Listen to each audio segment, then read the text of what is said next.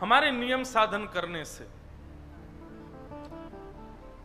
हम अपने भविष्य में जो करने वाले हैं सब पूर्व निश्चित है, सब पता है सबको। ठाकुर जी ने सब पहले से ही रेखा खींच करके रखी है।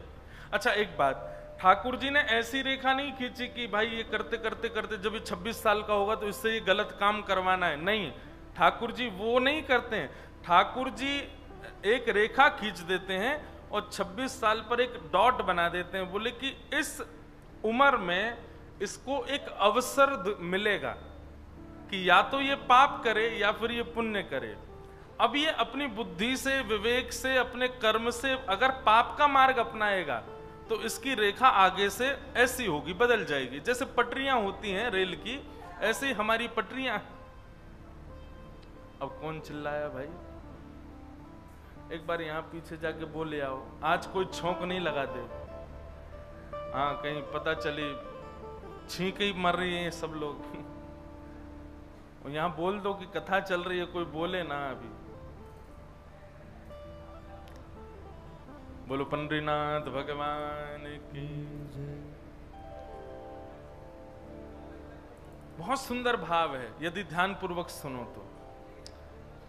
कई लोग ऐसा प्रश्न करते हैं कि क्या हमारा जीवन पूरा ठाकुर जी ने नियमित रूप से, ठाकुर जी ने ही सजा करके रखा है, तो हमारी जीवन में घटने वाली हमारे ही द्वारा गलत बात भी ठाकुर जी ने ही डिजाइन करी है कि इससे ये गलत काम करवाना है। आप कहते हो सब ठाकुर जी करते हैं, तो फिर हमसे जो गलत हुआ, होई सोई जो राम रची राखा। ठाकुर जी केवल एक लाइन ड्रॉ करते हैं हमारे जीवन की, और उसमें किसी किसी वर्ष पर ठाकुर जी एक डॉट बना देते हैं कि अपनी बुद्धि विवेक से जब ये इतने वर्ष का होगा तो इसको अवसर मिलेगा पाप करने का, तो इसको अवसर मिलेगा कुछ गलत करने का, तो इसको अवसर मिलेगा कुछ अनहित करने का। अगर इसका बुद्धि विवेक सुदृढ़ नहीं होगा, ये सत्संगी नहीं होगा, गुरु माता पिता की आज्ञा नहीं मानता होगा, तो यहां ये गलत करेगा, और जैसे ही गलत करेगा तो फिर इसका मार्ग दूसरा हो जाएगा और फिर ये नरक की ओर भी जाएगा। क्योंकि ठाकुर जी को नरक भी तो बनाया है, वहां पर भी तो व्यवस्था देखनी है, सबका अच्छा ही अच्छा थोड़ी होगा। लेकिन वही व्यक्ति अगर शुद्ध बुद्धि से रहे, वही व्यक्ति यदि शुद्ध विचारधारा, गुरु माता पिता और ग्रंथों की आज्ञा मानता हुआ चले, तो मान लीजिए जैसे 26 वर्ष की आयु में उसको कुछ गलत करना है, लेकिन वो विवेकी है, तो गलत वस्तु का अवसर तो मिलेगा लेकिन वो करेगा नहीं, उससे बचेगा, निकल जाएगा।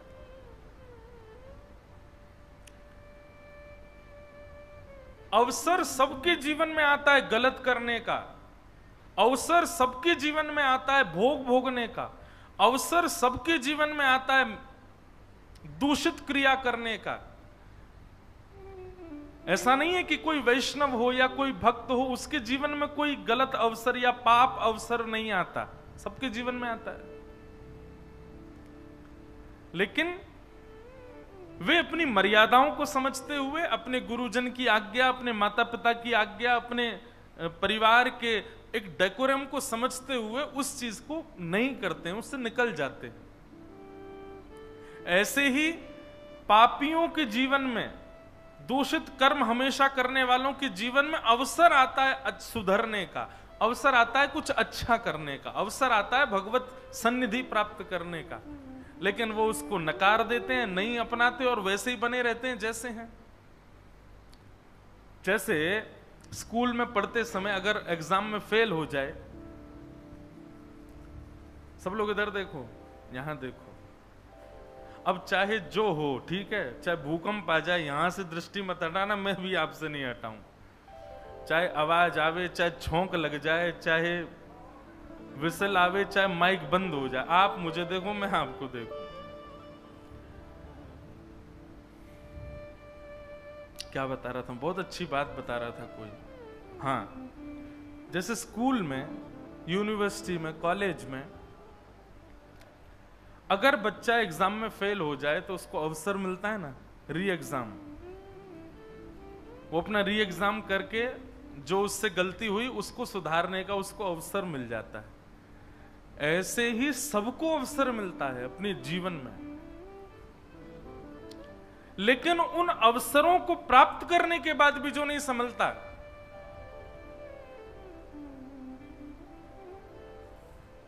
फिर ठाकुर जी उसको नरक भेज ही देते हैं, बोले अब तू वहीं जा। और उसके बाद वो अवसर मांगता रहता है, नाथ अब दे दो, अब नहीं करूंगा। ठाकुर जी कहते अब नहीं, अब अवसर नहीं मिलेगा, अब तो 84 लाखों में भटको, ये करो वो करो, सबसे निवृत्त होके तब तुमको अवसर मिलेगा। तो श्रीमद् भागवत की कथा श्रवण करने से पाप नष्ट तो होते हैं, हम पापों से निवृत्त तो होते हैं, लेकिन अगर पाप नष्ट निवृत्त होकर के हम भागवत जी श्रवण कर लें, उसके बाद यदि हमने पुनश्च पाप किया या पुनश्च गलत कर्म किया, तो जो नष्ट हुआ था वो तो दोबारा लगेगा ही, और पूर्व में भी जो आप नष्ट कर चुके हो या आगे भी जो आपके नष्ट होने वाले हैं, सब प्रकट हो जाते हैं। इसलिए हम पहले ही प्रार्थना कर देते हैं कि या तो भागवत की कथा सुनिएगा नहीं, और यदि आप सुन रहे हैं और तो व्यास जी ने जो जो बातों को कहा कि ये नहीं करना है, ऐसा करना है, ऐसा करना है, वो भले ही एक बार को छूट जाए, लेकिन जिसके लिए कह दिया गया ऐसा नहीं करना, तो मतलब वो करना ही नहीं है फिर।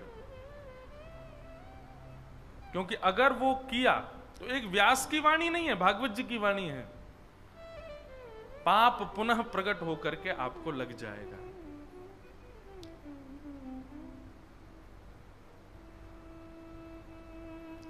इसलिए भैया कथा सुनने से, गंगा जी स्नान करने से, चंद्रभागा में स्नान करने से, आषाढ़ी एकादशी के दिन पंडरीनाथ भगवान का दर्शन करने से, कपाट खुलने पर बद्री विशाल भगवान का दर्शन करने से, दीपावली पर लक्ष्मी पूजन करने से, आदि आदि ये जो बातें बताई जाती है ना, इनसे पाप नष्ट होते हैं, हो तो जाते हैं, पर आपका स्वभाव यदि करने का ही है बार बार पाप, तो नष्ट नहीं होते।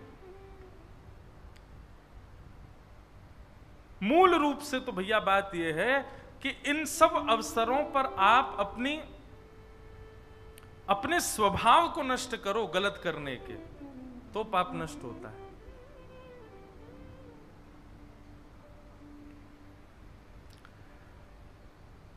तो श्रीमद् भागवत की कथा सुनने से कितने भी पाप जीवन में किए हों, व्यक्ति के सारे पाप नष्ट होते हैं।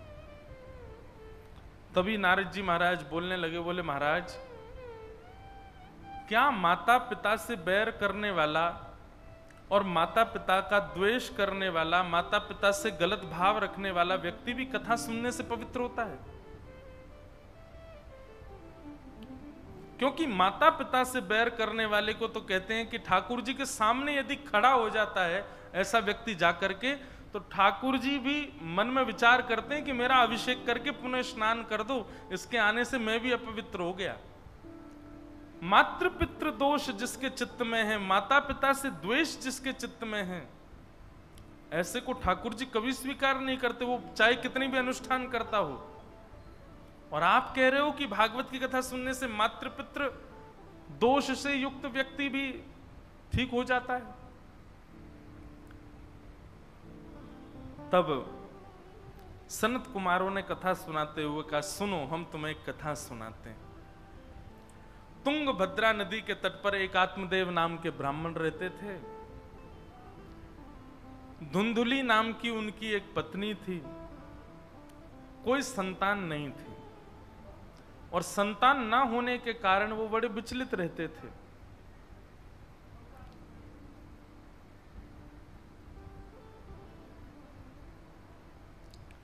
आत्मदेव ब्राह्मण ने मन में विचार किया कि मैं अपने प्राणों का परित्याग कर दूं, बिना संतान के जीवन कैसा।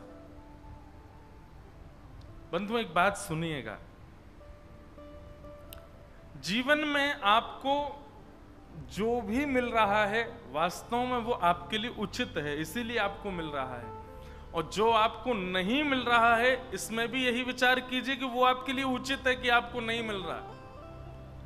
उसके लिए ज्यादा बेचैन मत होइए,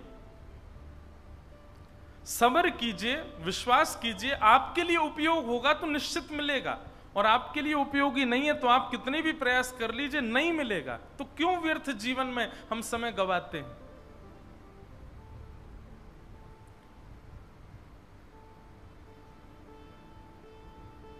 और कभी भी किसी भी वस्तु के ना मिलने पर मैं अपने प्राणों का परित्याग कर दूं, आत्महत्या कर लूं, या इस प्रकार की भावना तो चित्त में कभी नहीं आनी चाहिए। शास्त्र आज्ञा करते हैं, जो व्यक्ति अपने प्राणों का स्वयं त्याग कर देता है, वर्षों के लिए प्रेत योनि में जाना पड़ता है उसको। इसलिए कभी भी जीवन में जो न मिले उससे कभी बेचैन मत होइए, दुखी मत होइए, प्रतीक्षा कीजिए, कुछ और अच्छा आएगा जीवन में, ये निश्चित है। आत्मदेव ब्राह्मण बड़े परेशान थे कि मेरे संतान नहीं है। अपने प्राणों का परित्याग करने के लिए जैसे ही जाने लगे,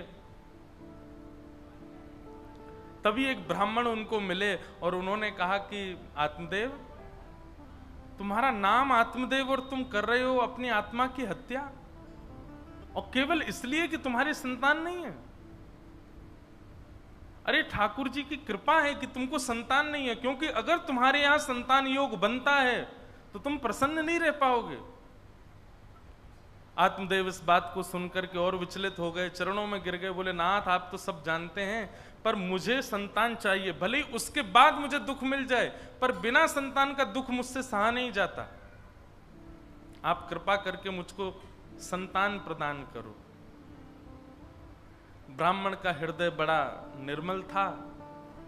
उन्होंने आत्मदेव को एक फल दे दिया और कहा कि वैसे तो तुम्हारे संतान है नहीं, लेकिन तुम इतना कह रहे हो तो इस फल को अपनी पत्नी को खिला देना, तुम्हारे घर एक दिव्य संतान जन्म लेगी।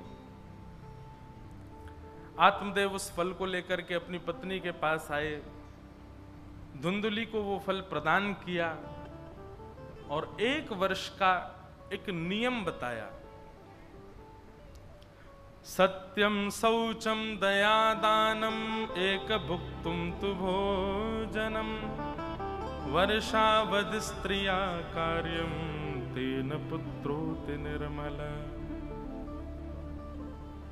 ये 5 नियम वैसे हैं तो बड़े कठिन, लेकिन यदि कोई कर ले तो निश्चित कल्याणकारी है।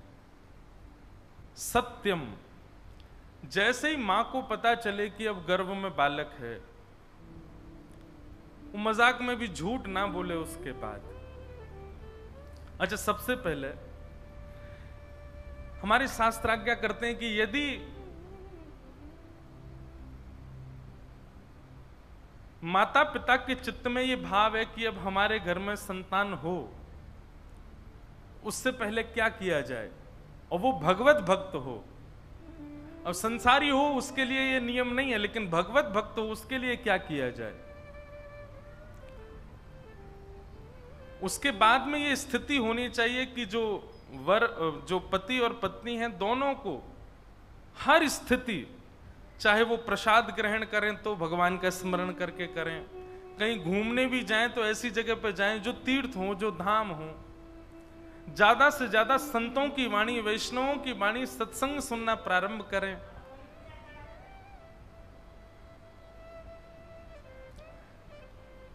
अपनी दिनचर्या में जितना ज्यादा हो सके भगवत स्मरण करें। इस प्रकार के नियमों का पालन करते हुए और हरि को प्रणाम करके कि नाथ, हमें आपके भक्त की कामना है, संतान वंश वृद्धि के लिए या फिर धन वृद्धि के लिए, आदि आदि वृद्धि के लिए हो, ऐसी हमारी कामना नहीं है। हमारी कामना केवल यह है कि जो भी संतान हो वो आपका हरि भक्त हो, आपका चरण सेवक हो।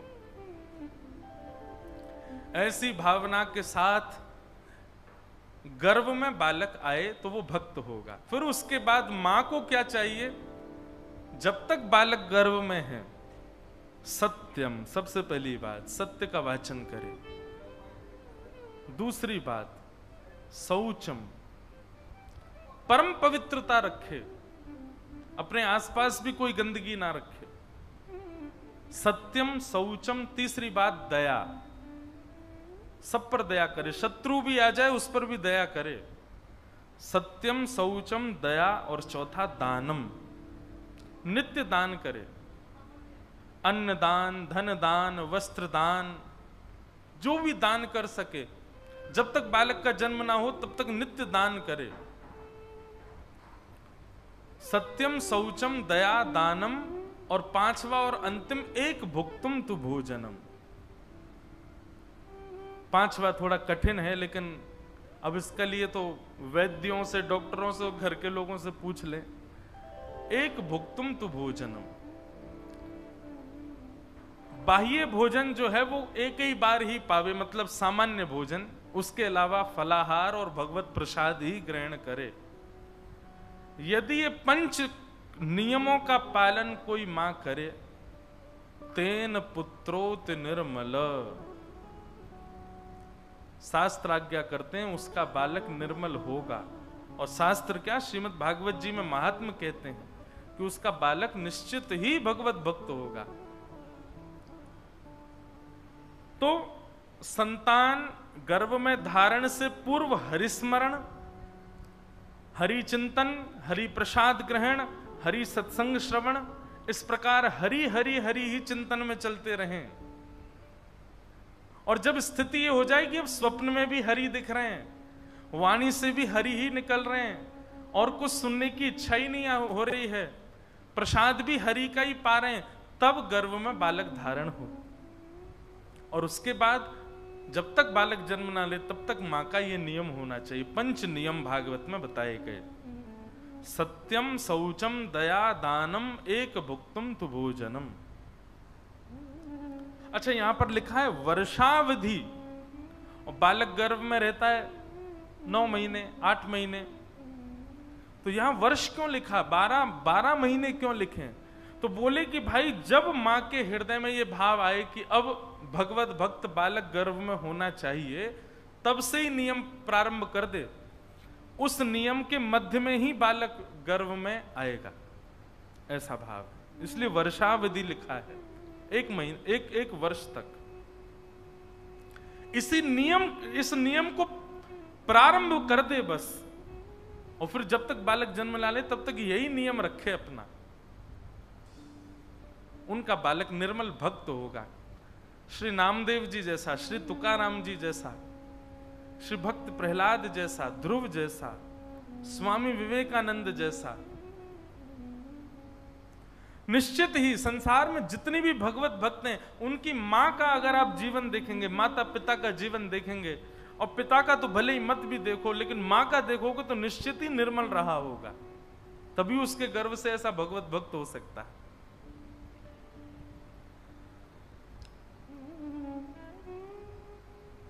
एक चीज हमने देखी, अनुभव की है, भाई लोगों के कर्म, भाई लोगों की भक्ति, भाई लोगों के जप तप नियम अनुष्ठान, उनका फल घर में कम लगता है। माताओं के नियमों का, माताओं के कर्मों का, माताओं के भावों का फल ज्यादा लगता है बच्चों को, परिवार के लोगों को। भाई लोगों का भजन तो इतना नहीं लगता संसार परिवार में, और उसके पीछे कारण है। जितने भी भाई लोग हैं ना, मतलब मैं भी, पुरुषों के ऊपर 3 ऋण हैं, देव ऋण, ऋषि ऋण और पितृ ऋण। ऋण मतलब लोन, हमारे ऊपर लोन चल रहे हैं बहुत सारे। इसलिए हम कुछ भी करते हैं ना, यज्ञ अनुष्ठान जब तब, अच्छा सब में प्रायोरिटी भी पुरुषों को ही दी गई है। यज्ञ कौन करेगा? पुरुष करेगा। शालिग्राम भगवान की सेवा कौन करेगा? पुरुष करेगा। अनुष्ठान कौन करेगा? पुरुष करेगा। ये कौन करेगा? पुरुष करेगा। सब में पुरुषों को आगे रखा गया। इसको गलत भाव में माताएं ले जाती हैं, हमको प्रायोरिटी नहीं, पुरुषों को इस सब चीज में आगे क्यों? हमको जनेऊ पहनने के लिए मना किया जाता, पुरुष ही क्यों पहनेंगे? शालिग्राम भगवान की सेवा पुरुष ही क्यों करेंगे, हम क्यों नहीं कर सकते? भगवान की सेवा, भगवान को स्पर्श पुरुष ही क्यों करेंगे, हम क्यों नहीं कर सकते? सब चीज में माताओं की बड़ी शिकायत रहती है। देखो, पहली बात, अरे पोंछा लगाने की बात आ जाए, अभी हॉल में पोंछा लगाना है और 4 लोग हैं और उनमें से 2 कोई चुना जाए कि भाई तुम दोनों लगाओ, तो बैठे हुए दोनों को खुश होना चाहिए कि दुखी होना चाहिए? बताओ। खुश होना चाहिए ना, बढ़िया है, इनसे ही लगवाओ, हमको आराम करने दो। कोई भी काम करने के लिए जिसको कहा जाता है, जिस परिश्रम जिसको करने के लिए कहा जाता है, वो परिश्रम करे। बाकी के खाली बैठे लोग तो खुश होते हैं ना कि ठीक है हमको नहीं करना पड़ेगा, ये कर तो रहा है। तो माताओं को तो प्रसन्न होना चाहिए कि उनको इतनी ज्यादा व्यवस्था नहीं दी जाती है। मत देखो, इधर देखो। हमने कहा ना कि भूमि हिल जाए, तो आज परीक्षा है, ये परीक्षात्मक कथा चल रही है हमारी। अब की बार मैया जोर का बम ब्लास्ट भी हो तो भी मत देखना, होने दो, हमें कोई फर्क नहीं, हम तो कथा सुन रहे हैं।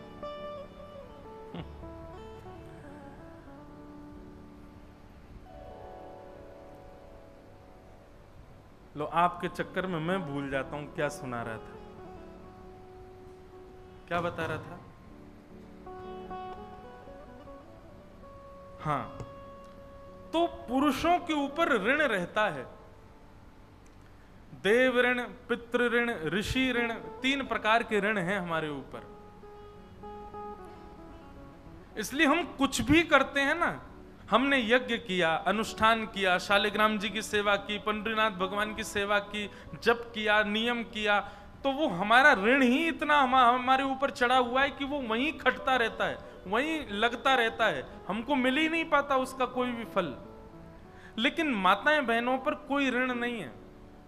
वो कुछ भी पुण्य करती हैं ना, और वे पुण्य करके जब उसका फल लेती हैं तो पूरा पूरा फल उनको मिलता है। अब माताएं बहनें जिसको चाहें वो फल दे सकती हैं। अगर अपने पुत्र को चाहें तो वो फल पुत्र को मिल जाता है, वो फल पति को मिल जाता है, बेटी को मिल जाता है, पूरे परिवार को मिल जाता है। तो अधिकतर माताओं के द्वारा किया गया भजन पूरे परिवार को मिलता है, भाइयों के द्वारा किया हुआ नहीं मिलता। हाँ, वो बात अलग है कि एक स्थिति आई कि वो भाई जो है वो अपने जीवन के सारे ऋणों से उऋण हो गया, तब ऐसा होता है कि उसका फल परिवार को लगने लग जाए।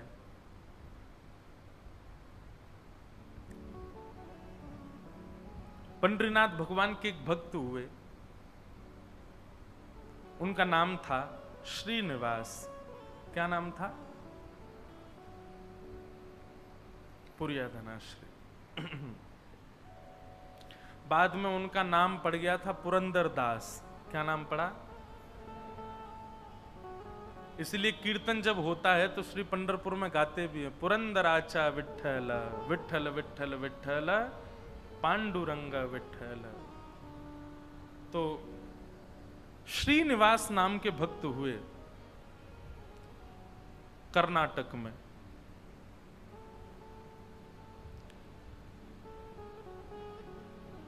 उनकी पत्नी का नाम लक्ष्मी था, लक्ष्मीबाई, और मूल रूप से भी वो लक्ष्मीपति ही थे। इतना धन था उनके पास में, इतने धनवान अरब खरबपति थे। लेकिन एक बात आपको कहें, बुरा नहीं मानिएगा अगर कोई यहां बहुत बड़ा लक्ष्मीपति बैठा हो,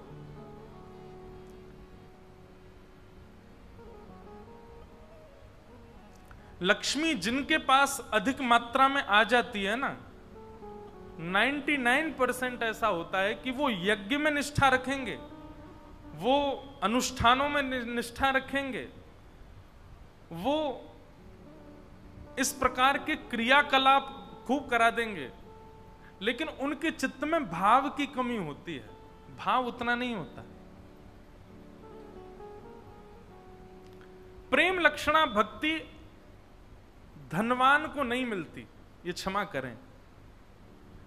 प्रेमी भक्त जितने ठाकुर जी के मिलेंगे, वो बात अलग है कि कोई मीराबाई जैसी कोई एकाधी ऐसे निकलते हैं कि जो राजघराने में होते हुए भी ठाकुर जी के परम भक्त हो जाते हैं। नहीं तो वैभव जब चारों ओर होता है ना, ठाकुर जी की प्रेम लक्षणा भक्ति चित्त में नहीं आ पाती। तो श्रीनिवास जी बहुत धनवान थे, लेकिन बिल्कुल भी दान नहीं करते थे, पुण्य नहीं करते थे, बिल्कुल भी किसी को धन देते नहीं थे, महाकंजूस थे। लेकिन उनकी पत्नी जो थी वो परम भक्ता, परम वैष्णवी। पत्नी की भक्ति से ठाकुर जी के चित्त में आया कि ये इतनी भक्ता है तो इसका पति भी भक्त होना चाहिए। यही बात मैं बताना चाहता हूं कि जब मां भक्त होती है तो पुत्र के ऊपर मां के भक्ति के प्रभाव से पुत्र में वो अंश आ जाते हैं भक्ति के, और वो ठाकुर जी प्रदान करते हैं। पत्नी की भक्ति से कई बार पति भक्त हो जाता है। माताओं की भक्ति लगती है पूरे परिवार को। तो श्रीनिवास जी की जो पत्नी है लक्ष्मीबाई, वो बड़ी भक्त है, पर श्रीनिवास जी धनवान तो खूब हैं पर दान पुण्य कुछ नहीं करते। ठाकुर जी के मन में आया कि लक्ष्मीबाई तो इतनी हमारी भक्त है, इसका पति श्रीनिवास भी हमारा भक्त होना चाहिए। तो ठाकुर जी एक दीनहीन से ब्राह्मण का रूप बना करके एक सामान्य से बड़े अति दीन ब्राह्मण का रूप बना करके श्रीनिवास जी की दुकान पर आ गए। उनका बढ़िया कुछ व्यापार था, वहां पहुंच गए। श्रीनिवास जी बोले, कहिए विप्र देवता, क्या सहायता करें आपकी? बहुत ध्यान से सुनिएगा। भगवान दीनहीन से ब्राह्मण बन के गए, बोले देखिए आप तो नगर सेठ हैं, आप पर तो इतना धन है, आपका तो इतना बड़ा व्यापार है, मेरे बालक का जनेऊ संस्कार यज्ञोपवीत होना है, मुझ पर ज्यादा धन नहीं है, यदि आप मेरी थोड़ी सी सहायता कर देंगे तो मैं अपने पुत्र का जनेऊ संस्कार कर दूंगा। श्रीनिवास जी ने मन में विचार किया, बोले कि आज इसकी सहायता कर दी तो कल कहेगा बेटे का ब्याह है, उसके लिए कर दो, फिर उसमें कर दूंगा, कहेगा बेटे के बेटा हुआ, उसमें सहायता कर दो। ये लगा ही रहेगा, एक बार सहायता कर दूंगा तो हमेशा के लिए इसके द्वार खुल जाएंगे, आता ही रहेगा कुछ ना कुछ मांगने। तो श्रीनिवास ने कह दिया, आज मैं बहुत व्यस्त हूं, आप कल आ जाना। जैसी आज्ञा। दूसरे दिन फिर से ठाकुर जी आ गए, दीनहीन से ब्राह्मण। बोले आपने आज बुलाया था, आप कुछ सहायता कर दीजिए। अब वो अपना काम वाम इधर उधर करने लगा, दिखाने ऐसे लगा कि बहुत व्यस्त है। श्रीनिवास जी फिर बोले आप कल आइएगा, मैं आज भी बहुत व्यस्त हूं, मैं कल आपसे मिलूंगा। ठाकुर जी बड़े दीनहीन, बड़े सरल, जैसी आज्ञा, मैं कल आ जाऊंगा। फिर चले गए। तीसरे दिन फिर ठाकुर जी आ गए। श्रीनिवास बोला ये तो रोज आ जाता है, क्या करूं इसका? श्रीनिवास जी ने बाहर कुछ 2-3 बालक बैठा दिए, बोले जैसे ही ये ब्राह्मण आता देखे मुझे बता देना, मैं कहीं भाग जाऊंगा, मैं मिलूंगा ही नहीं इसको। रोज कल कल कल करते करते 3 महीने बीत गए। अब तो ऐसी स्थिति हो गई कि जैसे ही ब्राह्मण आता दिखता, श्रीनिवास कहीं से भाग जाता और सबको ये बोल देता इसको बोल देना है ही नहीं, चले गए कहीं बाहर। कब आएंगे? बोले 2 महीना बाद आएंगे। 2 महीना की तो छुट्टी मिले। ठाकुर जी बोले मैं 2 महीना प्रतीक्षा कर लूंगा, 2 महीने बाद आ जाऊंगा। और ठीक उस तिथि के 2 महीना बाद ठाकुर जी फिर आ गए। अब कोई हम आप जैसा व्यक्ति होता तो फिर अपना स्वाभिमान देखता, अरे क्या रोज रोज इसके द्वार पर जाना। लेकिन वो तो ठाकुर जी है ना, ठाकुर जी को स्वाभिमान थोड़ी रहता है। ठाकुर जी को तो ये इस पर कृपा करनी है मुझे, वो तो ढीठ बन जाते हैं। और ढीठ भी नहीं, हमारे ब्रज में तो ऐसा विनोद में कहते हैं ठाकुर जी महाढीठ बन जाते हैं। एक बार एक भक्त की कथा आती है कि उससे सब लोग कहते थे गंगा जी स्नान करने जाओ। वो गंगा जी इसलिए नहाने नहीं जाता था कि वहां पंडे पुजारी पकड़ लेंगे, कहेंगे दक्षिणा दो, वो दक्षिणा नहीं देनी पड़े, इसलिए गंगा जी नहीं नहाता था। पत्नी ने एक दिन कहा मैं भोजन नहीं बनाऊंगी और मैं मायके चली जाऊंगी अगर आप गंगा स्नान करके नहीं आए तो गंगा स्नान करने गया तो साधारण घाटों पे नहीं गया, उस घाट पे गया जहां पर शव जलाए जाते हैं।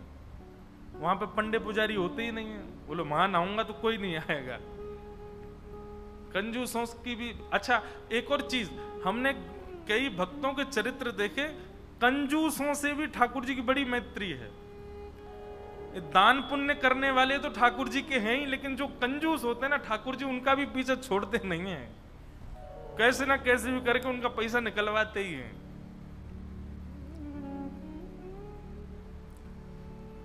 ये किसी अन्य भक्त की कथा है कि वो फिर मरघटा में गया, शमशान के घाट पर जाकर के जैसे ही डुबकी लगाई और डुबकी लगा के बाहर आया तो ब्राह्मण का वेश धारण करके ठाकुर जी आ गए। आइए आइए यजमान, जय हो, बड़े दिनान में देखो। बोले तुम यहां भी आ गए? बोले हम तो सब जगह रहते हैं। लाओ लाओ भैया, आज हमारी सुबह से किसी ने तिलक बिलक नहीं किया, लाओ चलो कुछ दक्षिणा दो। वो कथा बड़ी लंबी है, बड़ी प्रसिद्ध भी है। उसने कहा घर आ जाना, तो ठाकुर जी घर पहुंच गए। पत्नी ने कहा बाहर ब्राह्मण खड़ा है, उसको दक्षिणा देनी है।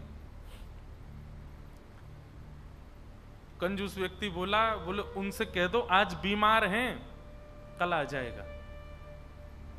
पत्नी ने जाके कह दिया, बोले हमारे पतिदेव तो बीमार हैं। बोले यजमान बीमार हो गया, मैं तो यहीं बैठ करके उसका अनुष्ठान करूंगा, जब तक ठीक नहीं हो जाएगा अनुष्ठान करता रहूंगा मैं। ठाकुर जी भारी जपमाला लेकर के बैठ गए।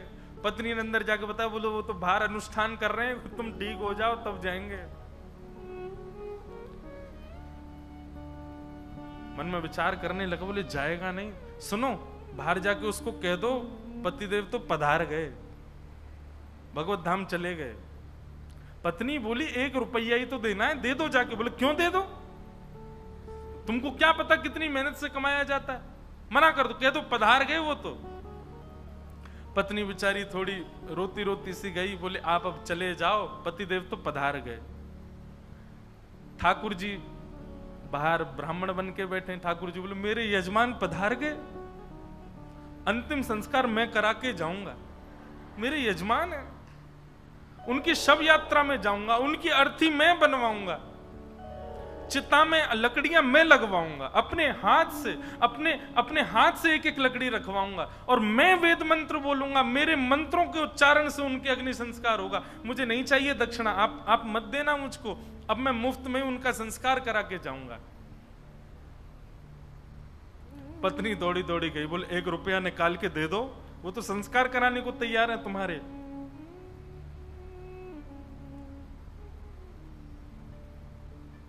कंजूस बोला सुनो एक काम करो, अर्थी लगाओ तुम, और अर्थी बंधवा करके लेट गया। बोले चुपचाप बस ले चलो, थोड़ी दूर तक चलेगा, फिर वो चला ही जाएगा, जब दिख जाएगा ना कि हाँ ये वास्तव में मर गया है तो कुछ नहीं मांगेगा। महाराज अर्थी पर चढ़ गया, राम नाम सत्य बुलवाता हुआ जा रहा है शमशान, लेकिन 1 रुपया नहीं दे रहा है। ठाकुर जी भी चल रहे, बोले तू ढीठ है, मैं महाढीठ हूं, मैं भी लेके ही जाऊंगा। शमशान पहुंच गए, वहां पर चिता बन गई, चिता में शव को रख दिया। उसका छोटा बच्चा वो अपने पिता के पास जाके, पिताजी दे दीजिए ना, वो यहीं खड़ा है, वेद मंत्र बोल रहा है, आपके सारे तो पिंडदान करवा दिए उसने, अब दे दीजिए उसको। बोले तू कुछ मत कर, तू परिक्रमा लगा के चिता में अग्नि लगा, जैसे ही थोड़ी अग्नि प्रज्वलित होगी चला जाएगा, मैं उठ के बाहर आ जाऊंगा। बालक ने जैसी चिता में अग्नि लगाई, चिता जलने लगी। ठाकुर जी के मन में विचार आया, बोले भैया भगत, मैं हारा तू जीता, तू निकल के बाहर आ। तुरंत उसका हाथ पकड़ करके खींचा और ठाकुर जी अपने रूप में प्रकट हो गए। वाह भाई, तेरी कंजूसाई पर हम तेरे पर न्यौछावर हो गए, वाह ऐसी कंजूसाई, ऐसे अद्भुत अद्भुत भक्त हुए ठाकुर जी के। तो ऐसे ही थे ये श्रीनिवास। 6 महीना तक ब्राह्मण को लटकाए रखा, लेकिन उसको पैसा नहीं दिया। लेकिन रोज आकर के बैठ जाएं ठाकुर जी, तो बोले मेरे बेटे का यज्ञोपवीत होना है, कुछ दे दीजिए। श्रीनिवास ने कहा इससे बचने का कोई और उपाय ढूंढना पड़ेगा। और उसने क्या किया, खोटे सिक्के जो कहीं नहीं चलते, खोटे सिक्के, पुराने सिक्के जो जिनका कहीं अस्तित्व नहीं है, जिनको कोई लेता तक नहीं है, उनकी 2 थैलियां बना करके, 2 पोटलियां बना करके रखें। और आज जैसे ही भगवान आए तो दोनों पोटलियां उनके हाथ में थमा दी, बोले ये लो पैसा, तुमने मांगा मैंने दिया, अब कल से मत आना यहां पर। ठाकुर जी तो सब जानते हैं, अंतर्यामी। भगवान ने जैसे ही देखा, कहा बोले ये तो खोटे सिक्के हैं, ये तो कहीं चलेंगे ही नहीं, इनका तो कोई प्रयोग ही नहीं होगा। बोले देखो बात हुई थी धन देने की, धन मैंने दे दिया, अब खोटा दूं अच्छा दूं ये मेरे ऊपर है। तुम मंगता हो, मैं दानी हूं, मैं चाहे जो दूं, तुम मना नहीं कर सकते, लेके जाओ इनको। ठाकुर जी बोले कृपा तो इस पर मुझे करनी है, चाहे जो हो जाए। ठाकुर जी चुपचाप श्रीनिवास के घर पहुंच गए और घर जाकर के, उनको पता था कि पत्नी परम भक्ता है, उसके आगे जाकर के ठाकुर जी तो रोने लगे और रोते रोते बोले 6 महीना से श्रीनिवास जी मुझको रोज बोल देते हैं कल आओ कल आओ कल आओ, और 6 महीना बाद आज मुझको ये फूटी हुई कौड़ियां दे दी हैं, खोटे सिक्के दे दिए, कहीं नहीं चलेंगे, मैं अपने पुत्र का कैसे करूं यज्ञोपवीत संस्कार। वो तो परम भक्ता थी, उसका हृदय तो इतना द्रवित हो गया, इतनी व्याकुल हो गई, क्या करूं, मेरे द्वार पर ब्राह्मण देवता मांगने के लिए आए हैं और 6 महीना से परेशान ब्राह्मण देवता हैं। तुरंत दौड़ करके भीतर गई और अपनी अलमारी के अंदर से उनके पिता ने एक सुंदर नासिका में पहनने वाला एक क्या बोलते हैं उसको, नथनी, वो नथनी उनको दी थी, जिसकी कीमत हजारों लाखों में थी उस समय पर। मतलब कि अगर उसको बेच दिया जाए तो खूब सारा धन लिया जा सकता था, इतनी महंगी। अंदर तिजोरी के अंदर वो छुपा करके रखी थी श्रीनिवास ने ही। तुरंत वो तिजोरी से निकाल करके और अपनी जो नथनी थी ब्राह्मण देवता को प्रदान कर दी। बोले आप इसको ले जाइए और आप अपने पुत्र का बड़े प्रेम से आनंद से यज्ञोपवीत संस्कार करो। ठाकुर जी तो बड़े प्रसन्न हो गए। ठाकुर जी उस नथनी को लेकर के सीधे श्रीनिवास की दुकान पे ही गए और दुकान पे जाके बोले देखो आपने तो खोटे सिक्के दिए, उनसे तो कोई काम बन नहीं रहा, अब मुझे एक दानी ने एक स्वर्ण की सामग्री दी है, आप उसको गिरवी रख करके मुझे 100 सोने की मोहर दे दो। श्रीनिवास बोला दिखाओ क्या दिया है। तो जैसे ही वो नथनी दी, वो नथनी तो देखते ही वो समझ गया ये तो मेरी पत्नी की है। उसने घुमा घुमा करके देखा और उसने मन में आया, बोले पत्नी है भी ऐसी, बड़ी सीधी है, भोली है, भक्त है, ये जरूर घर जा करके रोया होगा और उसने इसको निकाल, लेकिन उसने मुझसे पूछे बिना दे दी। श्रीनिवास ने कहा ठीक है मैं देता हूं, रुको। भीतर गए और अपनी दुकान की तिजोरी में ले जा करके वो नथनी श्रीनिवास ने रख दी और बाहर आकर के कहा अभी मुझ पर मोहर नहीं है, आप कल आइए, कल 100 सोने की मोहर लेकर के जाइएगा मुझसे। भगवान बोले कल दे देंगे ना आप? बोले पक्का दूंगा, मैंने आपकी रख ली ना, नथनी अपने पास रख ली, सोने की मोहर कल दूंगा, अभी जाओ। ठाकुर जी तो वहां से चले गए। श्रीनिवास क्रोध में तिलमिलाता हुआ, आंखें लाल पड़ी, चेहरे का ताम्रवर्ण हो गया, घर पहुंचा अपने। घर में जाते ही चिल्लाने लगा कहां हो, बाहर आओ निकल करके। पत्नी दौड़ी दौड़ी आई, क्या हुआ क्या हुआ? बोले सुनो,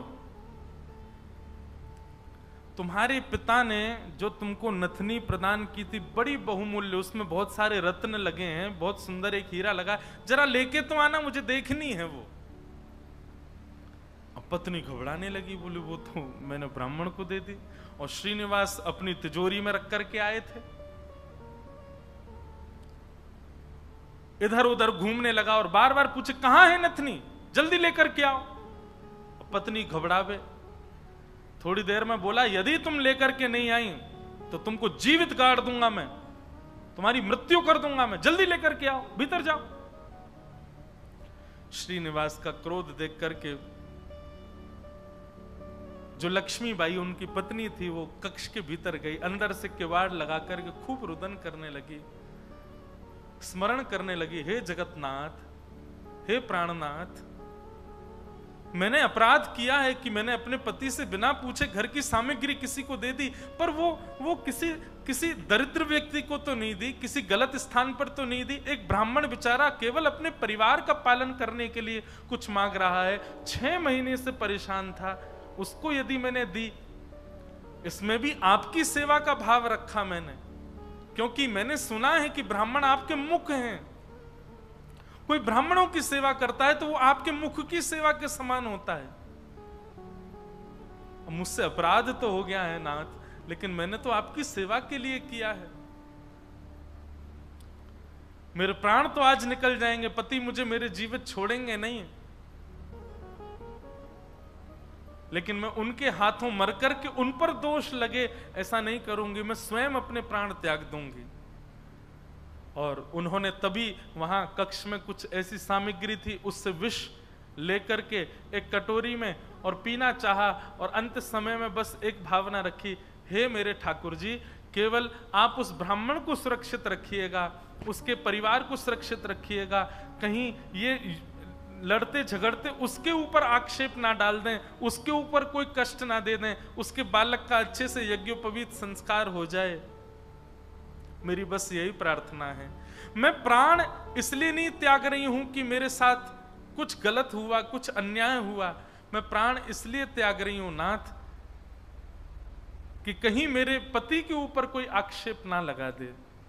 और आप नाथ कृपा करना, मेरे तो प्राण निकल जाएंगे पर मेरे जीवन की शेष भक्ति जो है वो मेरे पति के जीवन में आ जाए। ऐसा कहते ही जैसे ही विष मुख के पास लेकर के पान करने लगी लक्ष्मीबाई, तभी एक खनक जैसी हुई, एक आवाज जैसी आई। नेत्र खोल करके देखा तो जो नथनी थी उनकी वही ऊपर से गिरी है उस विष की भरी हुई कटोरी में। नेत्र खोल करके देखा तो ये तो वही नथनी है, ये तो मेरी नथनी है, ये यहां कैसे आ गई? ठाकुर जी को बार बार धन्यवाद कहने लगी।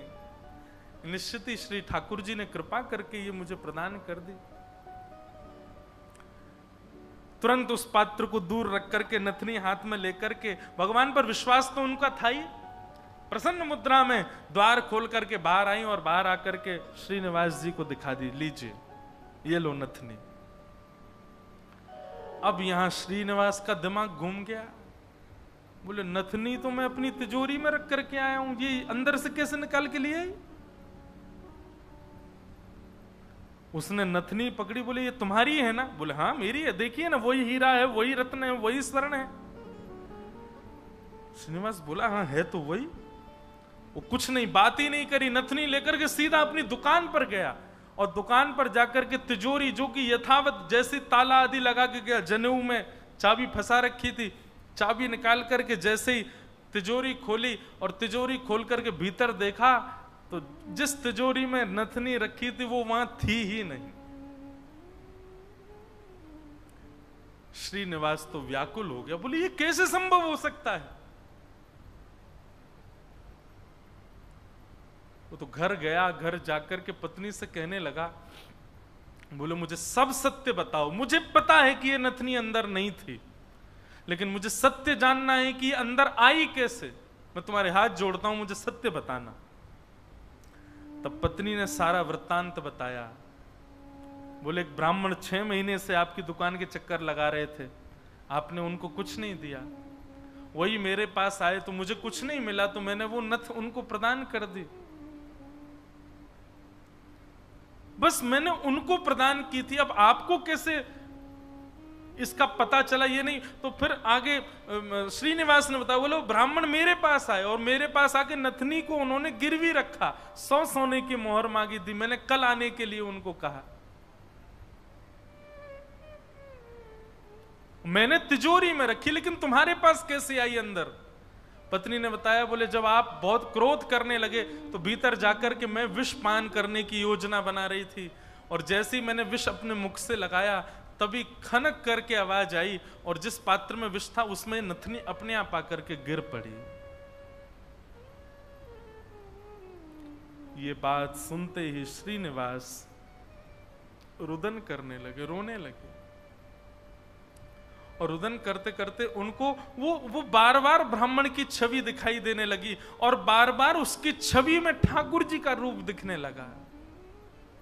वो स्मृति आने लगी कि जब मैं कह देता था कल आ जाना, तो बेचारे ऐसे हाथ जोड़ करके, ठीक है बाबूजी मैं कल आ जाऊंगा, पर कल आप दे देंगे ना मेरे पुत्र का यज्ञोपवीत होना है। ये सारी स्मृति श्रीनिवास के चित्त में उठने लगी और ये विश्वास प्रगाढ़ हो गया कि ये सामान्य ब्राह्मण नहीं थे, साक्षात ठाकुर जी थे। और ये ठाकुर जी अनुग्रह करके मुझसे दान कराने के लिए आ रहे थे। अरे दान क्या कराने आ रहे थे, मेरे आगे हाथ जोड़ करके मांगने के लिए आ रहे थे। मैं जप नहीं करता, तप नहीं करता, संध्या नहीं करता, साधना नहीं करता, और मेरे द्वार पर ठाकुर जी आकर के ऐसे खड़े हो जाते थे भिक्षुक के भांति कि कुछ दे दो। मैंने ठाकुर जी को भिक्षुक बनाया, मैंने ठाकुर जी को प्रतीक्षा करवाई, मैंने ठाकुर जी को टालता रहा। अपनी पत्नी के चरण पकड़ लिए, बोले तुम्हारी भक्ति किस योग्यता है, मैं तो घोर नास्तिक हूं, मैंने तो अपने जीवन में कुछ भी अच्छा नहीं किया। ये तुम्हारी भक्ति का प्रभाव कि ठाकुर जी मुझ पर अनुग्रह करने के लिए आ रहे हैं। मैंने ठाकुर जी को टहलाया, मैंने ठाकुर जी से प्रतीक्षा करवाई, मैंने ठाकुर जी को इतना कष्ट दिया इस संपत्ति के लिए, इस धन के लिए।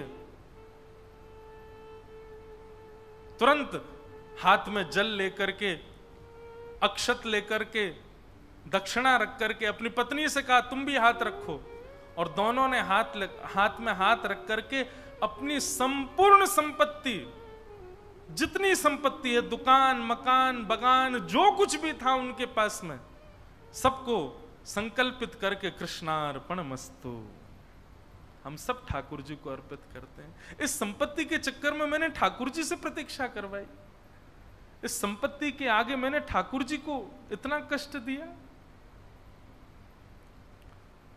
और उसी दिन से ही श्रीनिवास की स्थिति ऐसी हो गई कि अपना जितना धन था धीरे धीरे धीरे धीरे करके ब्राह्मणों में, संतों में, वैष्णवों में, अयोग्यों में, गरीब कन्याओं के विवाह में, गरीब बालकों की पढ़ाई में करते करते करते करते, एक तो होता है कि इतना खर्च करें कि हमारा घर भी चले, पर नहीं, श्रीनिवास की तो ऐसी स्थिति हो गई कि अब वो कुछ रखते ही नहीं है अपने पास। अपनी दुकान भी बेच दी, अपनी सारी संपत्ति बेच दी, एक दिन अपना घर भी बेच दिया। परिवार के लोग धीरे धीरे कोसते कोसते दूर होने लगे। अरे क्या बुद्धि हो गई तुम्हारी, सब बेच दिया। सबको ठाकुर जी की सेवा और ठाकुर जी के जनों की सेवा में लगा दिया। एक फूटी कौड़ी भी अपने पास नहीं रखी। बोले कि नहीं, इसकी वजह से मैंने ठाकुर जी को श्रमित कराया, मैं इसको कैसे रख सकता हूं। और सब छोड़ करके, सब त्याग करके पत्नी ने कहा अब हमारे पास कुछ भी नहीं है, रहने के लिए घर भी नहीं है, भोजन करने के लिए अन्न भी नहीं है, पहनने के लिए वस्त्र भी नहीं है, अब हम क्या करें। बोले अब पकड़ो मेरा हाथ। अब हमने सब छोड़ दिया, क्योंकि अब तक सबको अपना माना था, पर अब हमारे नाथ, हमारे स्वामी श्री पंडरीनाथ हैं, श्री विठ्ठल भगवान हैं, चलो उन्हीं की शरण में, चलो उन्हीं के नगर में, वही खिलाएंगे, वही रिलाएंगे, वही सब करेंगे हमारी व्यवस्था। और श्रीनिवास अपनी पत्नी के साथ पंढरपुर आ गए हमेशा के लिए। यहां आकर के उन्होंने दिव्य एक संत थे, उनसे गुरु दीक्षा ली, और गुरु दीक्षा लेने के बाद केवल एक ही उनका काम, दिन में जाना और जाकर के श्री पंडरीनाथ भगवान का दर्शन करना, और पूरे दिन यहाँ के वैष्णवों का दर्शन, उनकी सेवा करना, यही उनका काम। दीक्षा के बाद गुरुदेव ने उनको दूसरा नाम प्रदान कर दिया। दीक्षा में एक नाम दिया जाता है, और अब तक उनका नाम श्रीनिवास था, अब उनका नाम पुरंदर दास हो गया।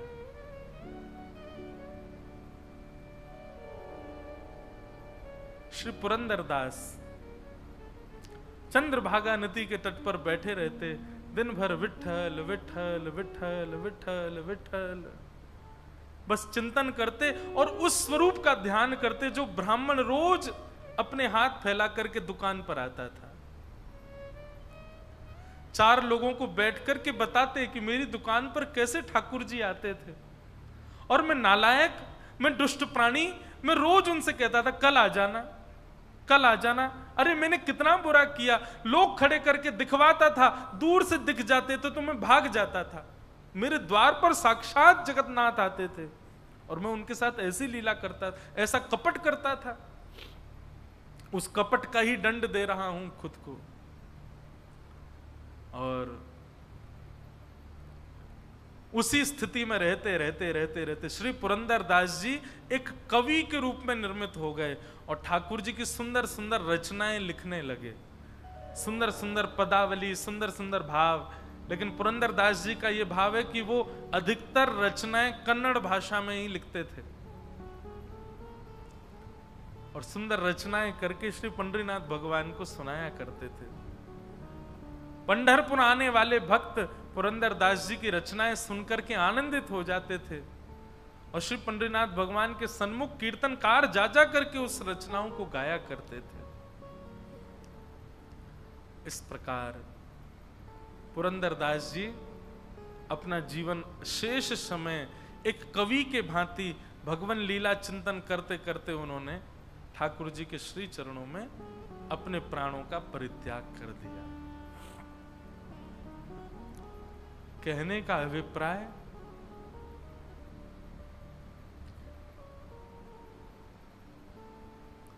ये देखा जाता है अधिकतर कि घर में यदि माताएं बहनें भक्त स्वरूपा हैं, उनके चित्त में यदि भक्ति है तो उनकी भक्ति का प्रभाव पति पर, पुत्र पर, पिता पर और घर के जो सदस्य हैं उन पर पड़ता है और उन्हीं के भक्ति के प्रभाव से सब सुखी होते हैं।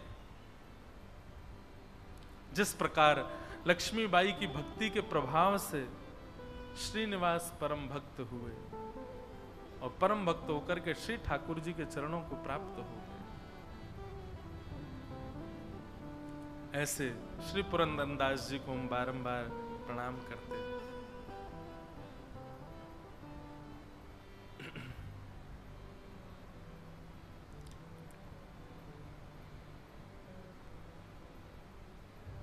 अच्छा हूं या बुरा हूं,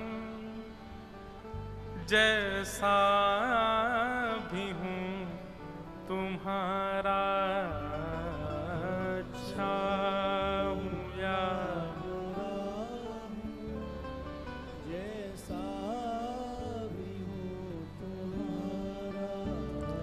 श्री ठाकुर जी से एक प्रार्थना, अवगुण हम सबके अंदर हैं, किसी में क्रोध है, किसी में काम है, किसी में लोभ है, किसी में ईर्ष्या है, पर नाथ आप कृपा करो न, जैसे पुरंदरदास के एक लोभ के गुण को आपने भक्ति में परिवर्तित कर दिया, ऐसी हमारे भी अवगुणों को ठाकुर जी आप परिवर्तित कर दीजिए ना। हम ये बात तो समझ चुके हैं कि हम जैसे भी हैं ठाकुर जी आप हमको स्वीकार करते हो। श्रीनिवास महाकंजूस थे लेकिन आपने फिर भी उनको स्वीकार किया ना। ऐसे हम में भी बड़े अवगुण हैं नाथ, पर आप स्वीकार कर सकते हो, आप हमें स्वीकार करो ना। अच्छा हूं या बुरा हूं, जैसा भी हूं तुम्हारा, अच्छा हूं या बुरा, जैसा भी हूं तुम्हारा, अच्छा हूं या बुरा हूं, जैसा भी हूं तुम्हारा, अच्छा हूं या बुरा, जैसा भी हूं तुम्हारा, ठुकराओ ना मुझे अब, ठुकराओ ना मुझे, ओ चरणों में सर झुकाऊं, ठुकराओ ना मुझे, चरणों में सर झुकाऊं,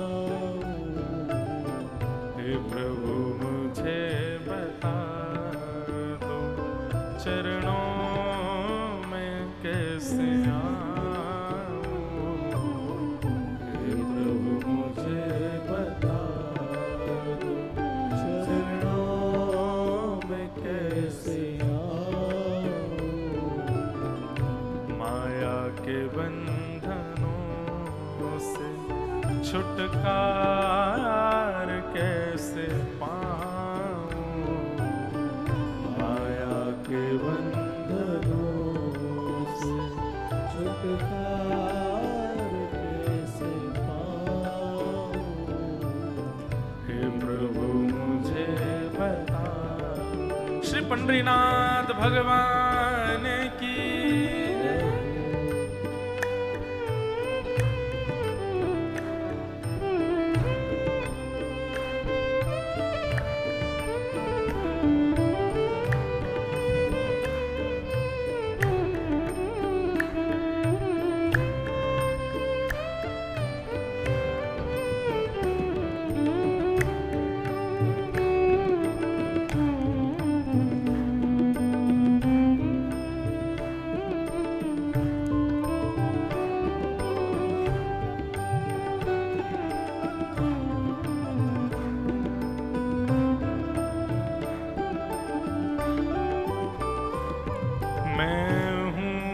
पतित स्वामी, तुम हो पतित पावन।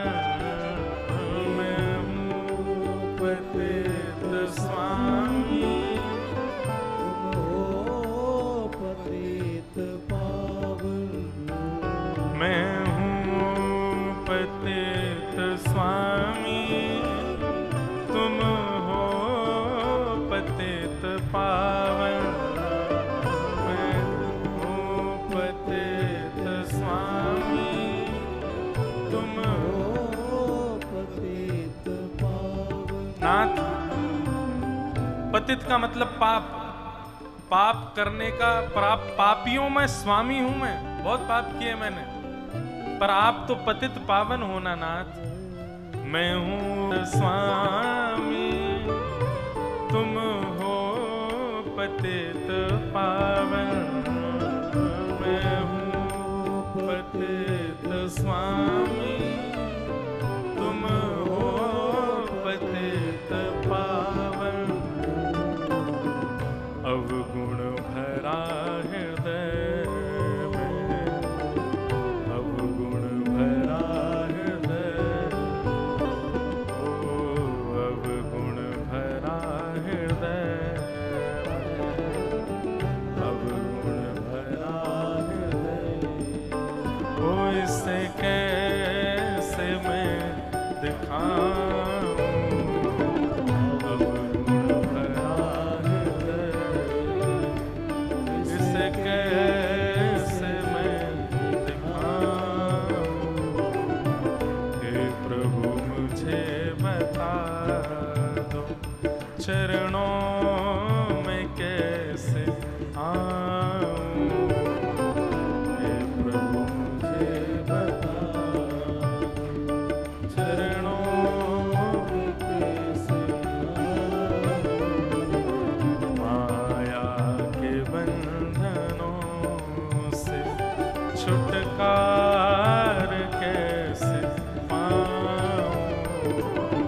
माया के बंधनों से छुटकार कैसे पाऊं।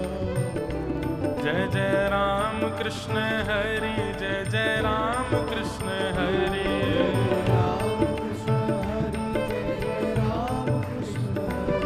जय जय राम कृष्ण हरि, जय जय राम कृष्ण हरि।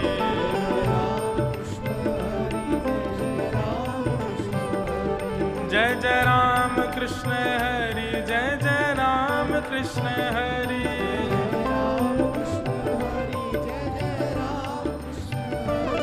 जय जय राम कृष्ण हरि, जय जय राम कृष्ण हरि।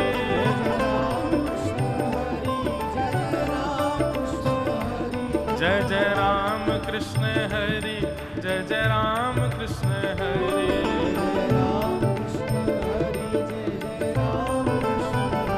जय जय राम कृष्ण हरि, जय जय राम कृष्ण हरि।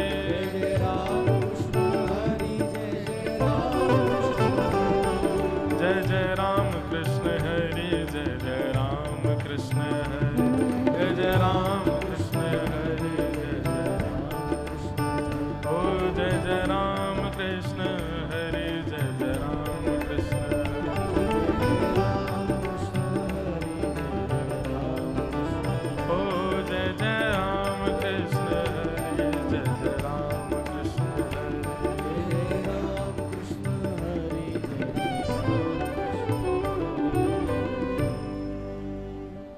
हम जैसे भी हैं नाथ, आप हमें स्वीकार करो। और ये बात निश्चित है कि कलयुग में हमारा जन्म हुआ है, पृथ्वी पर हम आए हैं, तो गुणवान तो हम नहीं हैं।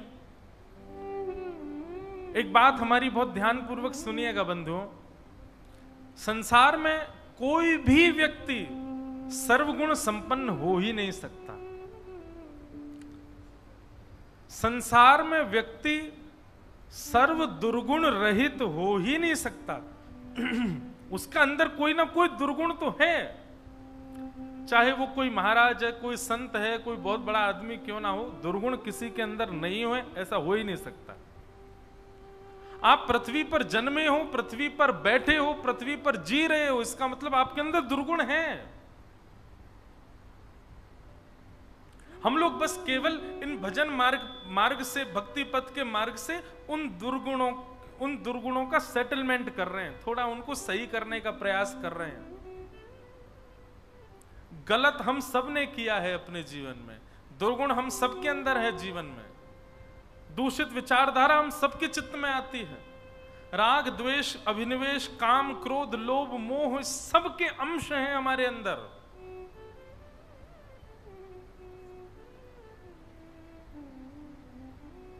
जैसे एक बार एक डॉक्टर बता रहे थे, जितनी भी बीमारियां होती संसार में, सबके सेल्स होते हैं हमारे अंदर, बस दूषित संपर्क में आने से या दूषित खान पान करने से या किसी भी चीज की बढ़ोतरी या कम होने से वो सेल हमारे जो हैं वो डिस्ट्रॉय हो जाते हैं, वही बीमारी हमको हो जाती है।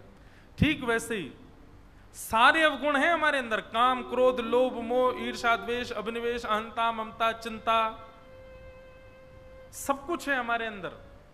चोरी चकारी हम सब कर सकते हैं, खान पान दूषित खाना दूषित पीना, इन सबकी स्थिति हमारे अंदर है।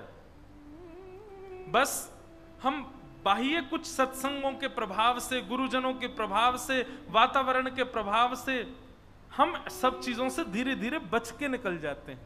है सब कुछ हमारे अंदर।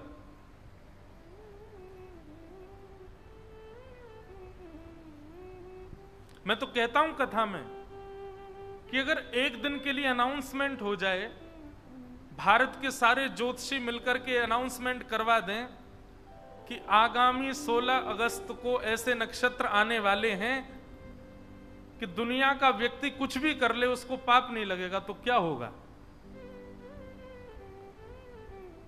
सारे ज्योतिषी मिलकर के कहते हैं 16 अगस्त को, और सुनिए अगर पूरे दिन की छूट दे दी तो फिर बहुत ही बुरा हो जाएगा। 1 घंटे का समय बता दें, सुबह 11:15 से लेकर के दोपहर 12:15 तक 1 घंटे की घड़ी ऐसी है, अगर इस 1 घंटे में व्यक्ति से कोई पाप हो जाएगा तो उसको पाप नहीं लगेगा। क्या होगा? 11:15 से 12:15 के बीच में महाराज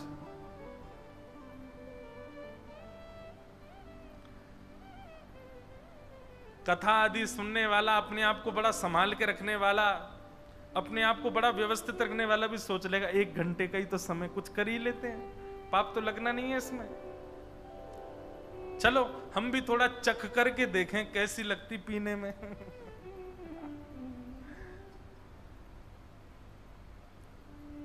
सब कुछ है हमारे अंदर, बस किसी के संपर्क में आने से, कुछ विचारधाराओं से, कुछ स्थिति से, कुछ सिचुएशन से वो सेल जो है हमारे अंदर वो एक्टिवेट हो जाता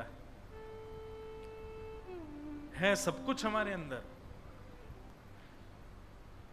तो नाथ, मैं हूं पतित स्वामी, तुम हो पतित पावन, अवगुण भरा हृदय में इस कैसे मैं दिखाऊं, हे प्रभु मुझे बता दो, चरणों में कैसे आऊं, हे प्रभु मुझे बता। तो हम चर्चा कर रहे थे कि माताएं बहनों का जो पुण्य होता है ना, यही लगता है पूरे परिवार को। भाई लोगों का पुण्य नहीं लगता, उनका तो खत्म हो जाता है। जैसे ही आप यज्ञ करके उठते हैं, आपके यज्ञ का फल जो भी आपको मिला वो आपके ऋण में खत्म हो गया, कुछ बचा नहीं आपके पास। जैसे सैलरी आई, सैलरी आते ही गाड़ी की जो चल रही है महीने की किस्त उसमें कट गया, घर की मॉर्गेज में चला गया, आधी बची हुई सैलरी में कुछ नहीं, 0/0। ऐसा है हमारा काम। तो हम जब तब नियम कुछ भी करते हैं सब कट जाता है, हमारा कुछ बचता ही नहीं हमारे पास। माताओं बहनों के पास सब सुरक्षित रहता है, वो प्रसन्न होकर के। अच्छा, माताओं का स्वभाव भी ऐसा ही होता है, वो कुछ भी करती हैं, मेरे पुत्र का सब अच्छा हो जाए, पति देव सब मंगल करें, पिताजी का सब रोग दूर हो जाए। उनका स्वभाव भी ऐसा होता है। उनके पास क्योंकि है बहुत, इसीलिए वैदिक पूजन आदि ये सब भी ज्यादातर माताएं ही करती हैं, और उन्हीं के प्रभाव से ही घर चल रहा है। तो आत्मदेव जी ने जाकर के अपनी पत्नी को फल दे दिया, 1 वर्ष का नियम बताया, लेकिन पत्नी धुंधुली, उसने बात मानी नहीं। फल बांझ गैया को खिला दिया और स्वयं अपने मायके चली गई। अपनी सहेली के पुत्र को पैसा देकर के खरीद लिया, छोटे बालक को, और उसी को ही 1 साल बाद ला करके अपने पति को दिखा दिया, मैंने पुत्र को जन्म दिया है। आत्मदेव बड़े प्रसन्न हो गए। बालक का नामकरण हुआ। धुंधुली ने कहा मेरा नाम धुंधुली, बेटे का नाम धुंधुकारी। पतिदेव बोले जैसी तुम्हारी इच्छा। नामकरण बंधुओं, एक बात हमारी बात बहुत मानिएगा, नामकरण सदैव ब्राह्मणों से पूछ करके और किसी संत गुरुजन या फिर किसी श्रेष्ठ व्यक्ति के द्वारा ही रखना चाहिए। आजकल नए नए गुरुजी आए हैं संसार में, गूगल गुरुजी, वही नामकरण करते हैं बालकों का। इसीलिए बालक देखिए एडिक्टेड भी उस गूगल के ही हैं। क्यों? नामकरण ही गूगल जी ने किया है उनका। नामकरण देखो, जो लोग गोपाल सहस्त्रनाम का पाठ करते हैं, विष्णु सहस्त्रनाम का पाठ करते हैं, कथाएं सुनते हैं, उनको नामकरण के लिए गूगल के पास जाने, वो इतना सत्संग उन्होंने किया, भगवान के इतने नाम उनको पता होते हैं, वो अपने आप ही नाम रख देते हैं। ऐसा भी हो सकता है आपने किसी की कथा सुनी और उस कथा में आपने कई सारे भगवान के नाम सुने थे, और जब बालक घर में जन्म लिया तो आपने कथा का चिंतन करके कि मैंने कथा में एक नाम सुना था भगवान का और वो नाम रख दिया, तो यह भी उचित है। कथा में भगवान नाम सुना हुआ यदि बालकों का रखें तो उससे भी कल्याण होता है।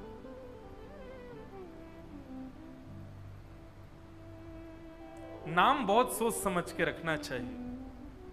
नाम से ही प्रभाव पूरे जीवन पर पड़ता है। आप विचार कीजिए, नाम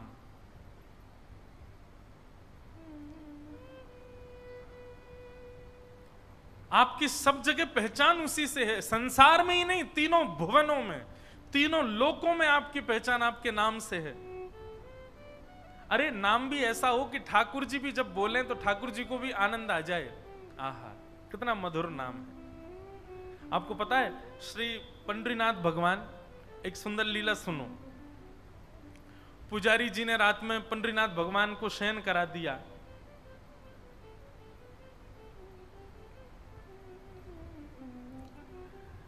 शयन कराने के बाद पुजारी जी जैसे ही गए, और जैसे ही शयन मुद्रा में पुजारी जी गए तो उनको स्वप्न में एक दृश्य दिखाई दिया।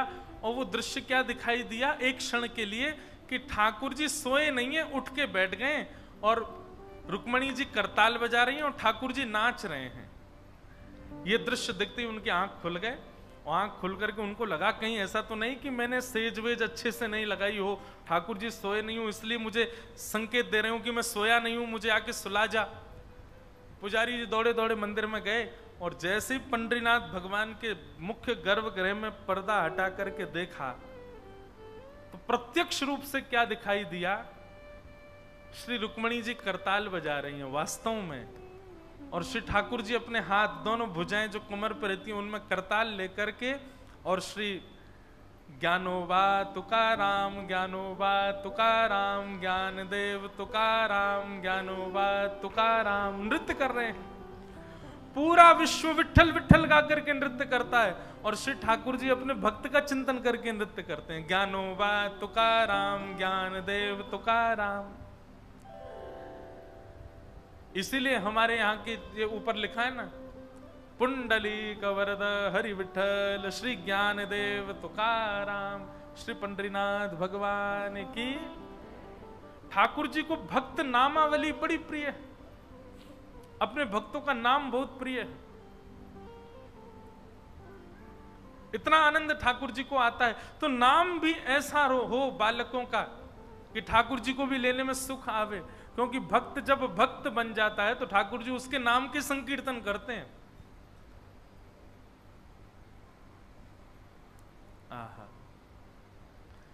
यहां मीराबाई गाती है मेरे गोपाल मेरे गोपाल मेरे गोपाल, और जब मीराबाई गाते गाते सो जाती हैं तो उनके गोपाल जी गाते हैं मीरा गोपाल मीरा गोपाल मीरा गोपाल। ठाकुर जी मीराबाई का संकीर्तन करते हैं और मीराबाई ठाकुर जी का।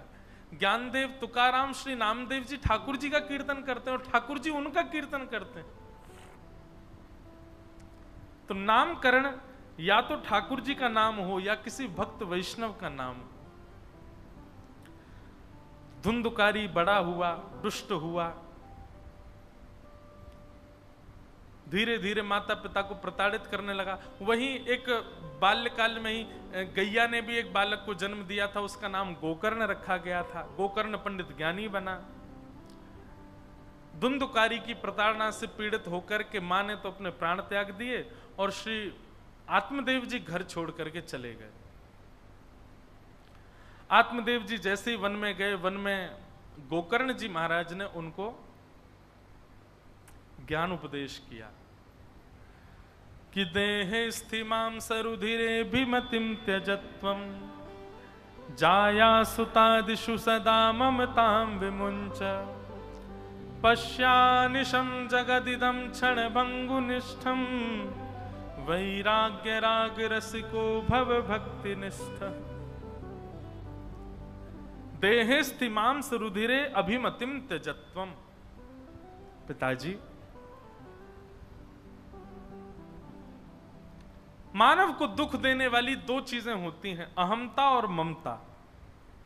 दो कारणों से मानव दुखी होता है संसार में, चाहे कोई भी मानव हो। सबसे पहला दुख का कारण होता है अहमत्व, अपने आप को कुछ समझना। जब आपके अंदर अहम की मात्रा होगी तो आपको बात बात पर बुरा लगेगा, बात बात पर गुस्सा आएगा, बात बात पर आपको कष्ट होगा। अहमत्व दुख का पहला कारण। और दुख का दूसरा कारण है ममत्व। मेरा बेटा, मेरी बेटी, मेरा मकान, मेरी दुकान, मेरा भाई, मेरा मित्र, मेरा सखा, मेरा बंधु, मैं और मेरा, ये दो ही दुख के कारण हैं। यदि मैं पना भी चला जाए और मेरा पना भी चला जाए, वो उस व्यक्ति को दुनिया में कोई दुखी ही नहीं कर सकता। बहुत ध्यान से सुनिएगा, आपके अंदर ये दोनों स्थिति नहीं है, मैं और मेरा। मैं भी कुछ नहीं हूं और मेरा भी कुछ नहीं है। बताओ फिर दुखी कैसे होगे? बताओ। आपको किसी ने कह दिया अरे भाई तुम तो निशाचर हो, बोलता रहे मैं अपने आप को कुछ मानता ही नहीं, तू निशाचर कह रहा, मैं तो ये भी नहीं मानता। चलो ये तो रही आपकी बात। आपसे कोई आगे कहे तुम्हारा बेटा इतना गलत काम कर रहा था, कौन किसका भाई? सब अपना भोग भोग रहे हैं, सब अपना प्रारब्ध भोग रहे हैं, मेरा कोई नहीं है। मैं और मेरा, ये दोनों जब आपके अंदर एक्टिवेट होते हैं तभी आप दुखी होगे, नहीं तो इन दोनों के इनएक्टिव होने से आपको संसार की कोई पीड़ा पीड़ित नहीं कर सकती। आप कहोगे महाराज जी ये दोनों इनएक्टिव कैसे होंगे? करने नहीं है, हो भी नहीं सकते, अब तो बिल्कुल नहीं हो सकते। संसार कितना विचित्र है ना। बचपन में जब बालक जन्म लेता है ना, उसके अंदर ये दोनों चीजें इनएक्टिव होती हैं। मैं और मेरा ये दोनों ही नहीं होते उसके अंदर। बालक को जन्म लेते ही कोई कह दे अरे राम ये कैसा काला, कितना रोता है, कैसा है, कैसे नक्षत्रों में हुआ है, बालक को कोई फर्क पड़ेगा? उसके अंदर मैं है ही नहीं। बालक के जन्म लेते ही घर में कोई घटना घट जाए तो भी बालक को पीड़ा नहीं, क्योंकि मेरा उसका कुछ नहीं है। उसको हम सिखाते हैं, मैं और मेरे में हम ही लोग उसको मानते हैं। बालक किसी की गोद में गया, उसको ऐसे थप्पड़ मार दिया, उसको नहीं नहीं नहीं नहीं बेटा ऐसे नहीं कर दी, तुम्हारी बहन है ये तुम्हारा भैया है, तुम्हारे चाचा, बोलो चाचा। उसको आसक्ति तो हम ही सिखाते, और इसमें कोई आप लोग नहीं, मैं भी इसी में ही पढ़ा हूं। मदालसा कहती हैं बालक कैसा होता है, शुद्धोषि मुक्तोषि निरंजनोषि संसार मायाम परिवर्जितोषि संसार मायाम परित्यज्य निद्राम मदालसा वाक्योवाच वालम। वैसे तो ये प्रैक्टिकल अब हो नहीं सकता, लेकिन यदि किसी ने कर लिया कि बालक को जन्म लेने के बाद मैं और मेरे पने से यदि विलग रखा जाए, 8 वर्ष तक तो मैं और मेरे के भाव में उसको आने ही मत दो। 8 वर्ष के बाद वो बालक ऐसा हो जाएगा शुद्ध परम मुक्त, उसको कुछ बुरा कह दो, उसके अंदर ईगो नाम की वस्तु जन्म ही नहीं ले पाई है, उसको कष्ट ही नहीं होगा उससे, और मेरेपन का भाव भी नष्ट हो जाए तो दुनिया में कुछ भी हो जाए उसको उससे भी कुछ नहीं होगा, वो परम शांत हो जाएगा। दुख के 2 कारण हैं, हम इन दोनों को खत्म तो नहीं कर सकते पर इनकी मात्रा तो कम कर सकते हैं ना। सबसे पहले मैं पना, ये जो मैं हमारे अंदर रहता है,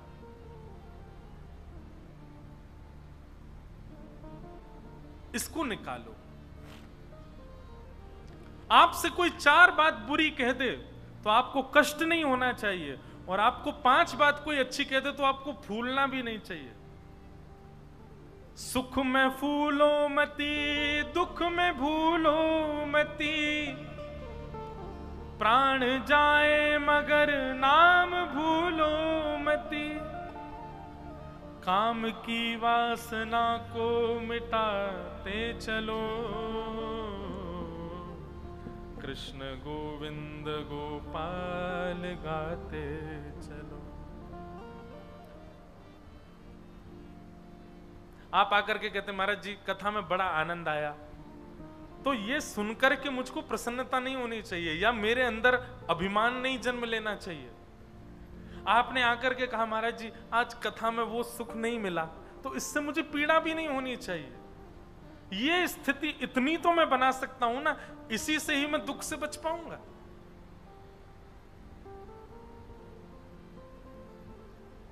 मैं और मेरा, इन 2 स्थितियों में आप सम हो जाओ, आपको दुनिया में कोई दुखी नहीं कर सकता। फिर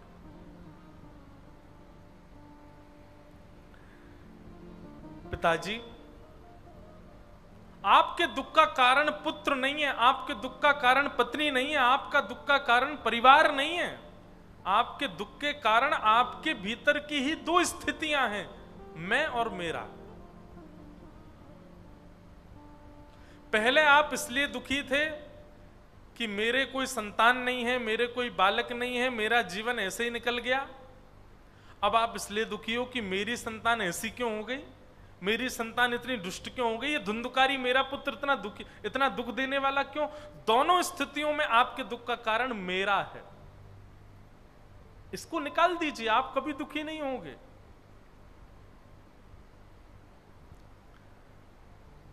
और ये कैसे निकल सकती हैं, तब गोकर्ण जी महाराज दूसरा श्लोक कहते हैं, धर्मं भजस्व सततम त्यज लोक धर्मान, सेवस्य साधु पुरुषाम जहि काम तृष्णाम, अन्यां सहस्त चरण श्रवणत्वगादि, अन्यस्य दोष गुण चिंतन माशु मुक्त्वा, सेवा कथा रस महो नितराम पिबत्वम्। सबसे पहला बात, धर्मम भजस्व, धर्म को भजना प्रारंभ कर दो। त्यज लोक धर्मान, लोक धर्म का त्याग कर दो। इसको लोक धर्म कहते हैं संसार का, इसको रिझाने के लिए ऐसा ऐसा करो। जो कौन करता है? दुर्योधन। भगवान शांति दूत बनकर के आए तो दुर्योधन ने 56 भोग बनवाए। जैसे ही 56 भोग बने तो ठाकुर जी ने जाकर के कहा कि 5 गांव दे दो पांडवों को। तो दुर्योधन कहता है सुई के नोक के बराबर भी जमीन नहीं दूंगा मैं किसी को बिना युद्ध के। उसके बाद भगवान बोले अब कुछ कहना शेष नहीं रहता, जैसी तुम्हारी इच्छा।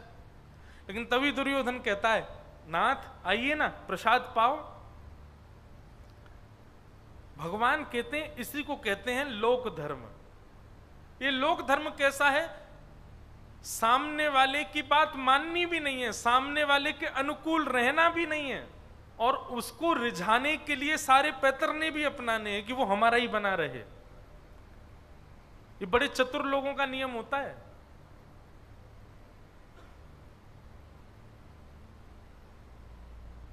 कई बार ऐसा होता है,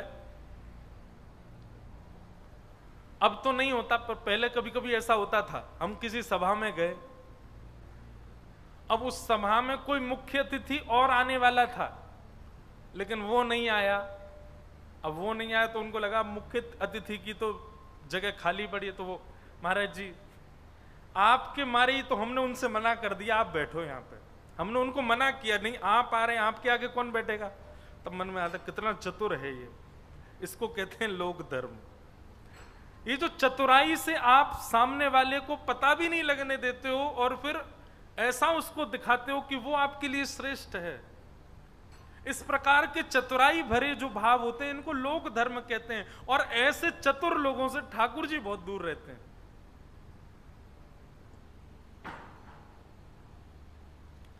ये हम करते ही तो हैं। ये सुनार के पास गए, सोने का छत्र बनाओ, किसके लिए? पंडरीनाथ भगवान के ऊपर पधरवाना है। अब पंडरीनाथ भगवान के लिए हम सोने का छत्र बनवा रहे हैं, उसमें मणि लगवा रहे हैं, हीरे लगवा रहे हैं, डायमंड से उसको पूरा सजवा रहे हैं।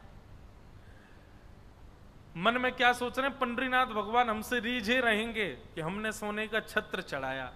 पर पंडरीनाथ भगवान जानते हैं, बोले रिश्तेदार नातेदार अखबार में बाहर निकलवा के आया है सबको बताने के लिए कि मेरे पास कितना धन है, देखो मैं कितना बड़ा दानवीर हूं, इसलिए छत्र चढ़ा रहा है, इसलिए थोड़ी कि मेरे ऊपर छत्र हो।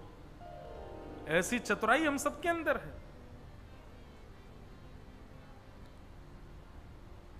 आभूषण देते हैं ठाकुर जी को, कुछ भी पधराते हैं ठाकुर जी के लिए, तो उसमें विचार हमारा ये थोड़ी रहता है कि ठाकुर जी की सेवा हो। इससे विचार तो हमारा ये रहता है कि सबको पता चले कि मैंने ऐसा किया है। यही लोक धर्म है। धर्मम भजस्व सततम त्यज लोक धर्मान। लोक धर्म का त्याग करो, ये चतुराई भरे काम मत करो, धर्म को भजो। सेवस्य साधु पुरुषाम जहि काम तृष्णाम। काम तृष्णा से रहित होकर के साधु पुरुषों की सेवा करो, संत जनों की सेवा करो। अन्यस्य दोष गुण चिंतन माशु मुक्त्वा। दूसरों में दोष गुण देखना बंद करो। सेवा कथा रस महो नितराम पिबत्वम। सेवा में, कथा में, रस में निवृत्त होकर के अपने जीवन को परम आनंददायी और धर्मवंत बनाओ। इतने दुख भरे, इतने चतुर भरे जीवन को जीने का प्रयास मत करो। इस प्रकार श्री गोकर्ण जी महाराज ज्ञान उपदेश करते हैं और पिताजी महाराज को समझाते हैं, पिताजी आप मैं और मेरे के भाव से परे हो जाओ, तभी आपके जीवन में सुख आएगा। भागवत जी की सन्निधि लेते हुए श्री आत्मदेव जी महाराज ने भगवत धाम को प्रस्थान किया। यहां धुंधुकारी की वैश्याओं ने हत्या कर दी, वो एक प्रेत बन गया और प्रेत के अनेक प्रयास, अनेक तर्पण, अनेक श्राद्ध करने पर भी वो प्रेत योनि से मुक्त नहीं हुआ। तब गोकर्ण जी महाराज ने सूर्य भगवान से प्रार्थना की, आप कृपा करके बताओ मेरा भाई प्रेत योनि से कैसे मुक्त होगा।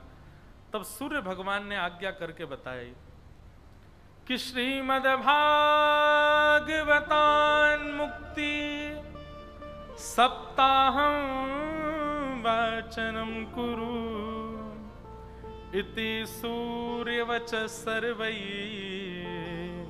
धर्म रूपम तु विश्वतम।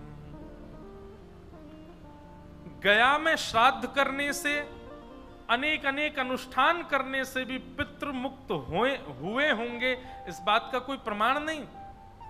अच्छा एक बात सुनिएगा, गया जी में श्राद्ध करने से निश्चित है कि पितृ मुक्त हो जाते हैं, पर धुंधुकारी मुक्त क्यों नहीं हुआ? दो बातें हैं। पहली बात तो यह कि जो माता पिता से बैर करने वाली आत्मा है, उस आत्मा का गया जी में भी श्राद्ध कर दो, वो मुक्त नहीं हो पाएगा। माता पिता के साथ जिसने दुष्व्यवहार किया है, अपनी माता पिता को ही प्रताड़ित किया है, ऐसा व्यक्ति प्रेत योनि में जाएगा जाएगा जाएगा, उसको कोई नहीं रोक सकता। और उसको गया श्राद्ध से भी मुक्त नहीं किया जा सकता। दूसरी बात, गया जी में श्राद्ध करने से धुंधुकारी क्यों मुक्त नहीं हुआ? क्योंकि धुंधुकारी के वास्तविक माता और पिता आत्मदेव और धुंधुली नहीं थे। उनके वास्तविक माता पिता तो कोई और हैं। वो तो धुंधुली खरीद के लाई थी धुंधुकारी को कहीं और से। जब जन्म लिया तो सहेली को बहुत सारा धन दे करके ले आई थी। तो ना जाने क्या उनका गोत्र रहा होगा, क्या उनका कुल खानदान रहा होगा। और यहां पर गया जी में जो श्राद्ध किया जा रहा था, उसमें गोत्र वो बोला जा रहा था जो आत्मदेव जी का है। तो गोत्र उसका वो नहीं था जो आत्मदेव जी का है, इसलिए उसको मुक्त नहीं तो गया जी श्राद्ध की महिमा कम हो जाएगी। गया जी में पिंडदान और श्राद्ध करने का फल तो पुराणों में लिखा भरा पड़ा है, इतना उसका श्रेष्ठ फल है। लेकिन फिर भी ये दो कारणों से धुंधुकारी मुक्त नहीं हुआ। पहली बात कि मातृपितृ दोषी है, और दूसरी बात उसका गोत्र वो नहीं है, वो आत्मदेव जी का पुत्र ही नहीं है।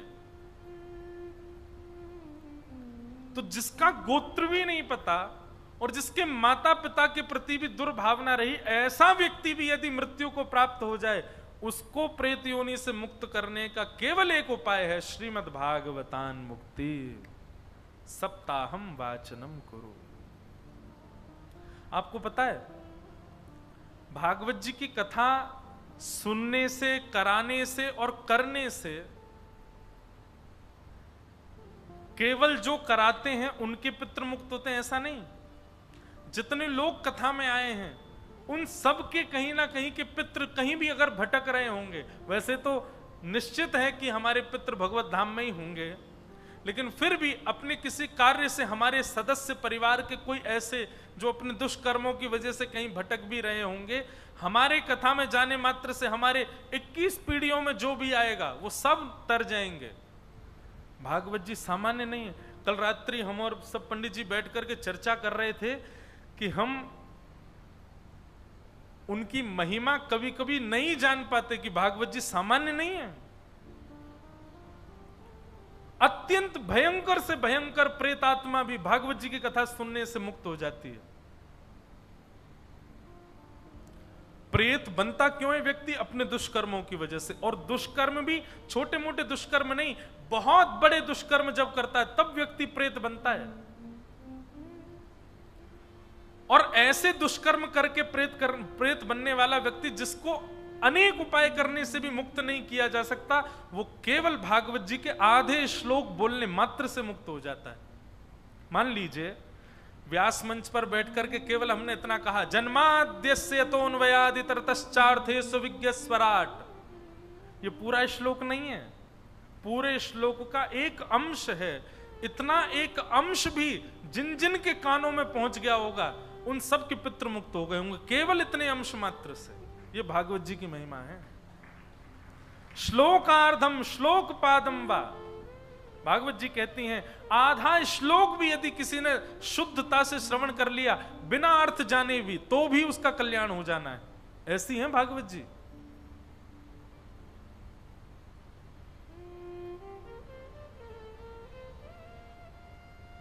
एक संस्मरण है,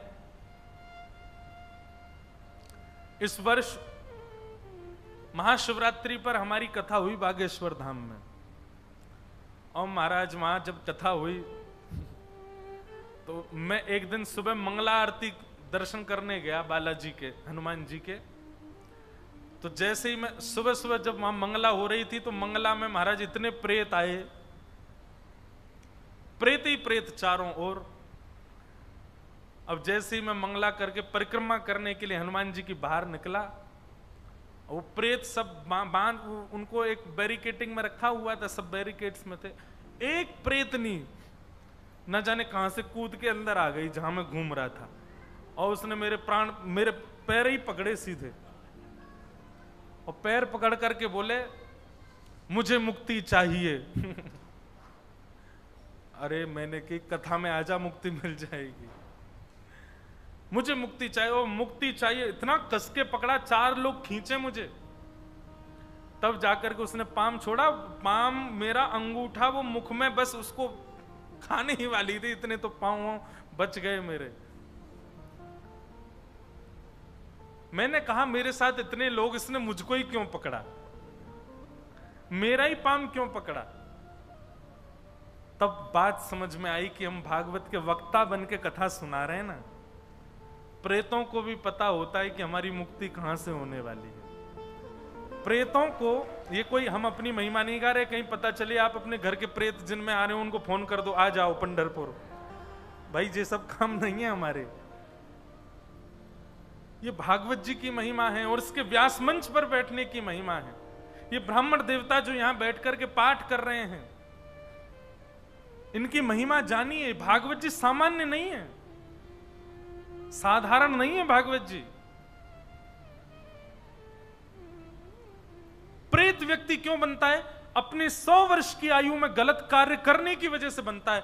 भागवत जी पहले ही मना कर रही है, मत करो मत करो मत करो मत करो, ये गलत कार्य हैं, ये सब नहीं करने चाहिए, तुम प्रेत योनि में चले जाओगे।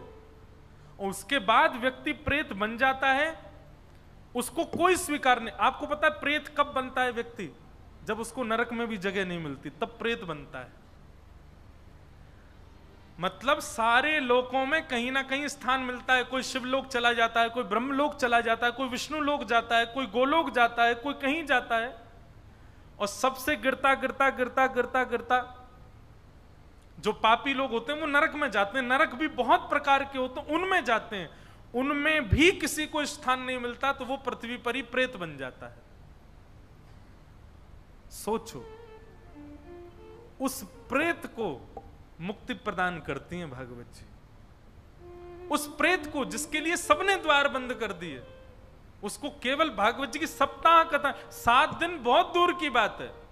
पहले दिन व्यास मंच पर बैठ करके व्यास जी और 5 ब्राह्मण बैठ करके सस्वर भागवत जी का पाठ करते हैं, और व्यास जी जैसे ही भागवत का श्लोक गाते हैं, वो प्रेत कहीं भी होगी वहीं से मुक्त होकर के भगवत धाम चली जाती है। ऐसी भागवत जी की महिमा है, साधारण नहीं है भागवत की कथा। आजकल भागवत की कथा को कोई भी गा देता है, कोई भी बोल रहा है, कुछ भी बोल रहा है भागवत के मंच से।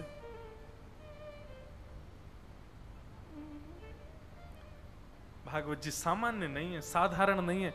भक्ति प्रदान करती हैं, प्रेम प्रदान करती हैं, ज्ञान प्रदान करती हैं, वैराग्य प्रदान करती हैं, और सब छोड़ो मुक्ति प्रदान करती हैं भागवत जी। नामदेव जी, तुकाराम जी, भक्तिमती मीराबाई, तुलसीदास, सबने भागवत का आश्रय लिया, और भागवत जी के आश्रय से ही सबके चित्त में भक्ति आई है। ऐसी भागवत की कथा। कभी कभी तो इतना सौभाग्य लगता है अपने ऊपर कि ठाकुर जी ने संसार में भेजा तो भगवान की दया से अपनी सेवा के लिए भेजा, अपनी कथा सुनाने के लिए भेजा। सूर्य नारायण भगवान कहते हैं, हे गोकर्ण, तुम चिंता मत करो, तुम्हारा भाई धुंधुकारी गया श्राद्ध से मुक्त नहीं हुआ तो उसके लिए दूसरा उपाय है। क्या? श्रीमद् भागवतान मुक्ति सप्ताहम वाचनं कुरु इति सूर्यवच सर्वै धर्म रूपम तु विश्रुतम। सूर्य नारायण कहते हैं भागवत की कथा करो। तब गोकर्ण जी महाराज ने भागवत की कथा की, और उस भागवत की कथा में एक ग्रंथि थी, उसके 7 ग्रंथियां 7 दिन में फट गईं, और उसी में विराजमान धुंधुकारी प्रेत जो कि महाप्रेत बन चुका था, वही दिव्य स्वरूप धारण करके बाहर आ गया और विमान में बैठ करके व्यास मंच को प्रणाम करता हुआ भगवत धाम को प्रस्थान कर गया। गोकर्ण जी महाराज ने विष्णु दूतों से पूछा, कथा तो इतने सारे लोगों ने सुनी, मुक्ति केवल एक की क्यों हुई? सबकी मुक्ति हो जानी चाहिए। विष्णु दूतों ने बहुत सुंदर उत्तर दिया कि श्रवणस्य विभेदेन फल भेदोत्र संस्थितः श्रवणम तु कृतं सर्वैः न तथा मननम कृतम। बहुत अच्छी बात। बोले श्रवण में भेद आया है, मतलब बोले जितने लोग कथा में बैठे हैं केवल सुन रहे हैं, सुनी हुई बात को मनन नहीं कर रहे। व्यास जी ने कथा में कहा कि किसी से ईर्ष्या नहीं करनी चाहिए। व्यक्ति सामने बैठ के सुन रहा है, सर भी ला रहा है, सही कह रहे हैं, ईर्ष्या नहीं करनी चाहिए। आधा घंटा बाद ही कुछ ऐसा हो गया, उसको देख करके तुरंत उसके प्रति ईर्ष्या भाव आ गया। ठाकुर जी बड़े पता कैसे हैं, इंस्टेंट टीचर हैं हमारे ठाकुर जी। जैसे ही आप कोई अच्छी बात सुनते हो और अच्छी बात सुनकर के आप सिर हिलाते हो कि हाँ मैं इसको जीवन में उतारूंगा, ठाकुर जी उसी दिन परीक्षा ले लेते हैं, दिखा बेटा कैसे उतार रहा है।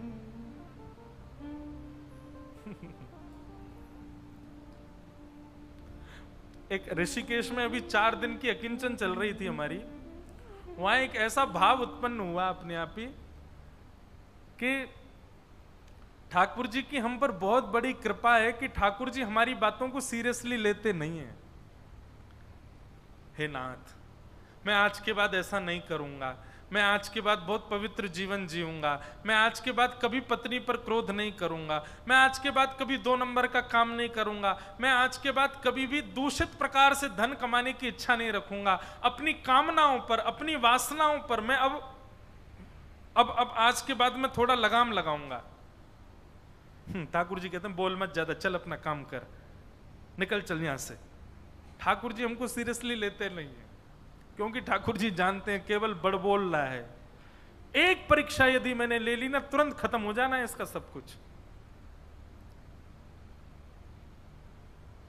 और नहीं तो आप करके देख लो, कल सुबह जाइएगा पंडरीनाथ भगवान का दर्शन करके और अपने किसी अवगुण को वहीं त्यागने का संकल्प लेके आना। अपना अवगुण सब जानते हैं कि मेरे अंदर अवगुण क्या है, और ये छोटे मोटे अवगुण नहीं। छोटे मोटे अवगुण मतलब डायबिटीज है लेकिन रसगुल्ला खाने का मन होता है, मैं पंडरीनाथ भगवान अब रसगुल्ला, ये छोटे मोटे अवगुण नहीं। कोई बड़ा वाला अवगुण जिसका आपको स्वयं भी लगता है कि ये अच्छा नहीं है मेरे अंदर, चाहे वो काम का हो, चाहे क्रोध का हो, चाहे लोभ का हो, चाहे ईर्ष्या का हो, चाहे द्वेष का हो, कोई भी अपना एक अवगुण लेकर के कल मेरे कैसे जरूर जाइएगा। और श्री पंडरीनाथ भगवान अगर दर्शन हो जाए तो, नहीं तो चंद्रभागा नदी पे ही जाना और वहां जल लेकर के कहना, आज के बाद मैं संकल्प लेता हूं पंढरपुर में ही आज के बाद मैं ये क्रिया नहीं करूंगा, आप जल छोड़ देना। 2 घंटा प्रतीक्षा करना, बस 2 घंटे में ही ठाकुर जी परीक्षा लेंगे आपकी। ऐसी सिचुएशन प्रकट करेंगे कि आप जिस नियम को तोड़ने का संकल्प देकर के आए हो वही नियम लागू हो, ऐसी कोई सिचुएशन होगी। फिर देखना आप नहीं बचा पाओगे स्वयं को। अच्छा, दोनों अच्छी बात है, बच जाओ तो आपका अच्छा, और नहीं बच पाओ तो यह बात भी प्रमाणित हो जाएगी कि भाई हम कितने पानी में हैं। हम केवल बोलते हैं, करने की हमारी स्थिति नहीं। कल ये जरूर करके देखना आप। और परसों फिर हम सुबह मिलते हैं 11 से 12, आके चुपचाप बताना कान में, सबके सामने नहीं बताना, क्योंकि मुझे पता है कि उत्तर नेगेटिव ही आने वाला है। आपका वो नियम टूट चुका होगा शाम तक तो, और मान लीजिए आपने 1-2 दिन अगर उस नियम पर जबरदस्ती चढ़ करके उस नियम का पालन कर लिया, तीसरे दिन तो टूट ही जाएगा। और नहीं टूटे तो आपको बधाइयां, आपको शुभकामनाएं। ठाकुर जी ने आपके भाव को स्वीकार किया, ठाकुर जी प्रसन्न हो जाएंगे, वाह भाई मान गए तेरे इस नियम को। पर याद रहे वो टूटना ही नहीं चाहिए फिर जीवन पर्यंत। इसलिए ठाकुर जी हमको सीरियसली लेते नहीं ज्यादा, क्योंकि ठाकुर जी को पता केवल बोल रहा है, बड़ बड़ बोलता है बस।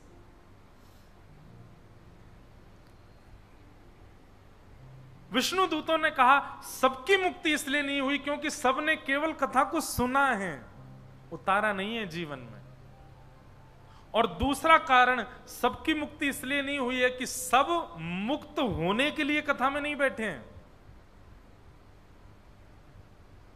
कथा चल रही है, इतने सारे लोग बैठे, सब लोग मुक्त होने के लिए थोड़ी बैठे हो यहां पे। सब लोग अपनी रिटर्न टिकट लेके आए हो, वापस कहां कहां जाना है हमें। ऐसा तो नहीं सोच के आए थे कि पंढरपुर जाएंगे वहीं रह जाएंगे हमेशा, वहीं विमान आ जाए हमारा, चंद्रभागा नदी के तट से टाटा सबको बाय करते हुए निकल जाएंगे। ऐसा तो नहीं सोचा आपने। और कहीं ऐसा हो भी गया, विमान आ गया, तो आप सब मेरे पीछे पड़ जाओ। व्यास जी इसलिए तो नहीं बुलाया था आपको, यहीं से ही विमान में बैठा तो हमको, हम तो कथा सुनने आए थे, कुछ दिन और संसार में रह के क्रियाकलाप करने। तो विमान दो लोगों के लिए आता है, पहला वो जो सुनकर के मनन करता है अपने जीवन में, और दूसरा वो जो वास्तव में मुक्ति के लिए ही बैठा है। मुझे मुक्त ही होना है, इस कामना से जो बैठा है, विमान आएगा उसके लिए। कितनी बार कथाओं में ऐसा देखा है। 7वें दिन कथा के कई बार अनुभव किया कथाओं में कि कोई माता जी, कोई भैया जी या कोई भी व्यक्ति भगवत धाम प्रस्थान कर जाते हैं बिना किसी कष्ट के। कथा सुनते सुनते उनके अंदर ये भावना उत्पन्न हो जाती है हमको जाना है, तो विमान आता है। इस प्रकार भागवत जी के महात्म्य में धुंधुकारी के सदगति की बात बताई गई, जो कि भागवत से हुई, क्योंकि वो माता पिता के द्वेषी थे। उसके बाद भी भागवत जी ने कृपा करके उनको सदगति प्रदान की। बोलो भागवत महापुराण की। आगे भागवत जी का महात्म्य यहीं विश्राम हुआ और यहां से भागवत जी का प्रथम स्कंद प्रारंभ होता है। भागवत जी का प्रथम स्कंद यहां से अब हम आगे बढ़ेंगे। प्रथम स्कंद में प्रवेश करें उससे पूर्व एक बार सब लोग हरि नाम संकीर्तन करते हुए ठाकुर जी को आसावरी।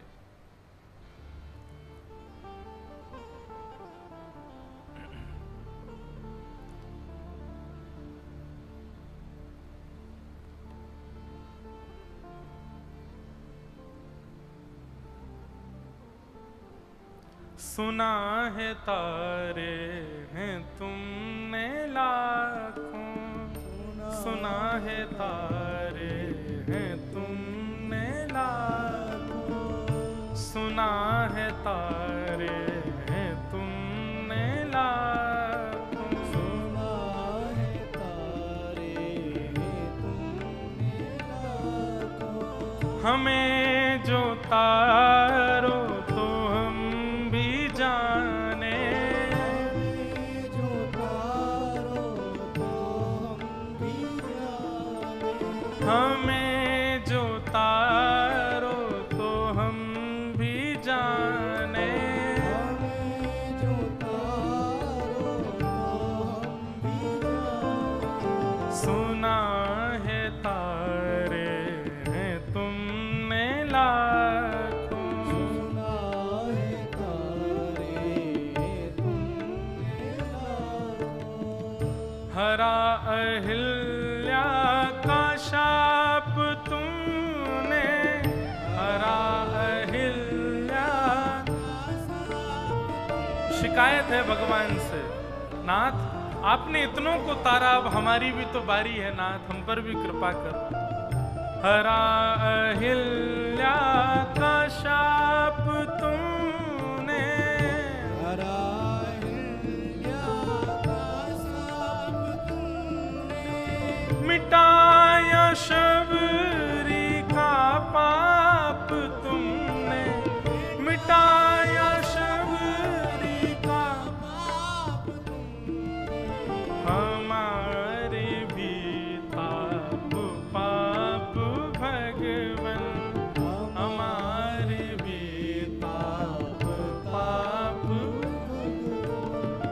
अगर मिटा दो तो हम भी जाने,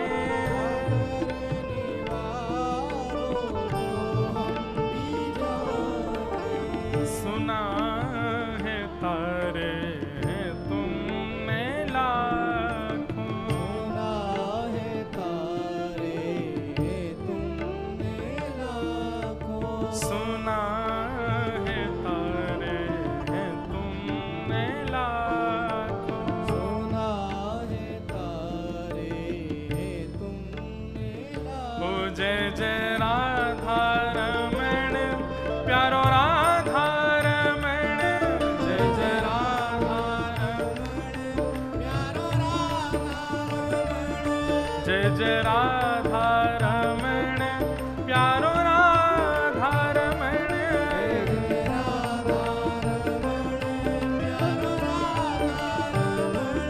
पंडरीनाथ रमण प्यारो नाथ रमण,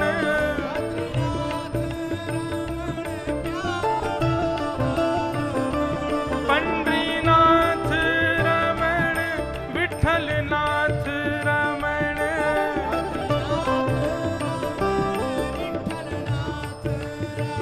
ओ जय जय राधा रमण प्यारो राधा रमण,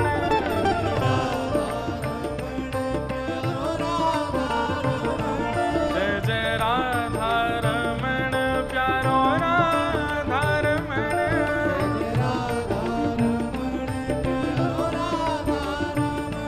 हे विठ्ठल विठ्ठल विठ्ठला पांडुरंग विठ्ठला,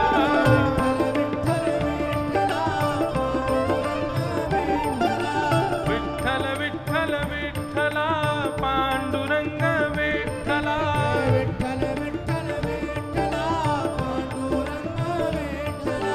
पुरंदराचा विठ्ठला पुरंदराचा विठ्ठला,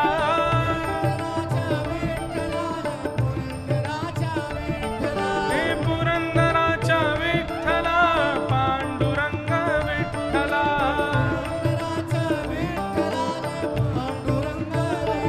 हे विठ्ठल विठ्ठल विठ्ठला पांडुरंग विठ्ठला,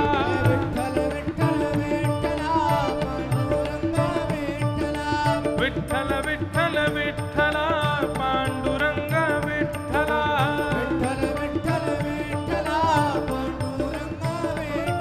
हे विठ्ठल विठ्ठल विठ्ठला पांडुरंग विठ्ठला,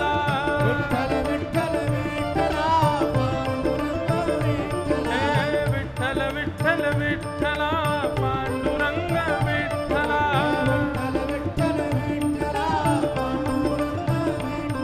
हे विठ्ठल विठ्ठल विठ्ठला पांडुरंग विठ्ठला,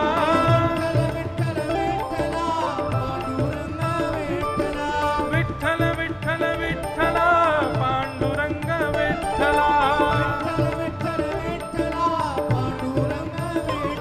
हे विठ्ठल विठ्ठल विठ्ठला पांडुरंग विठ्ठला,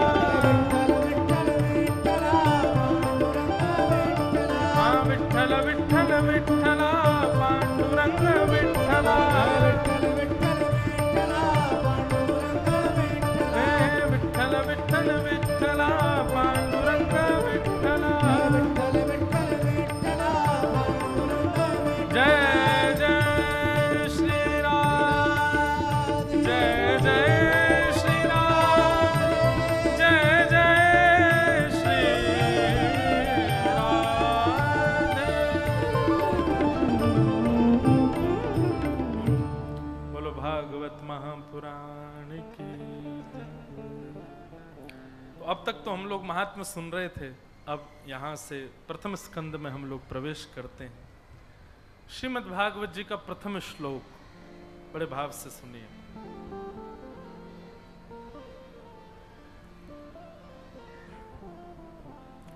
जन्माद्यस्य यतोऽन्वयातितरतः चार्थे स्वविज्ञस्वराट्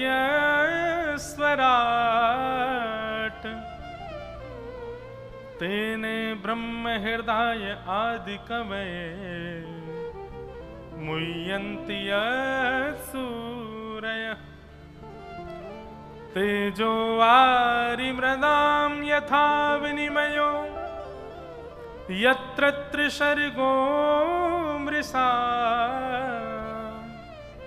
धाम्ना स्वेन सदा निरस्तकुहकं सत्यं परम धीमहि।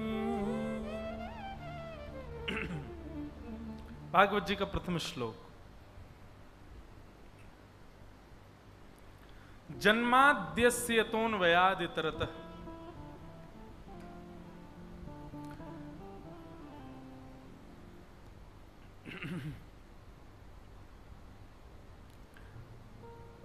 जो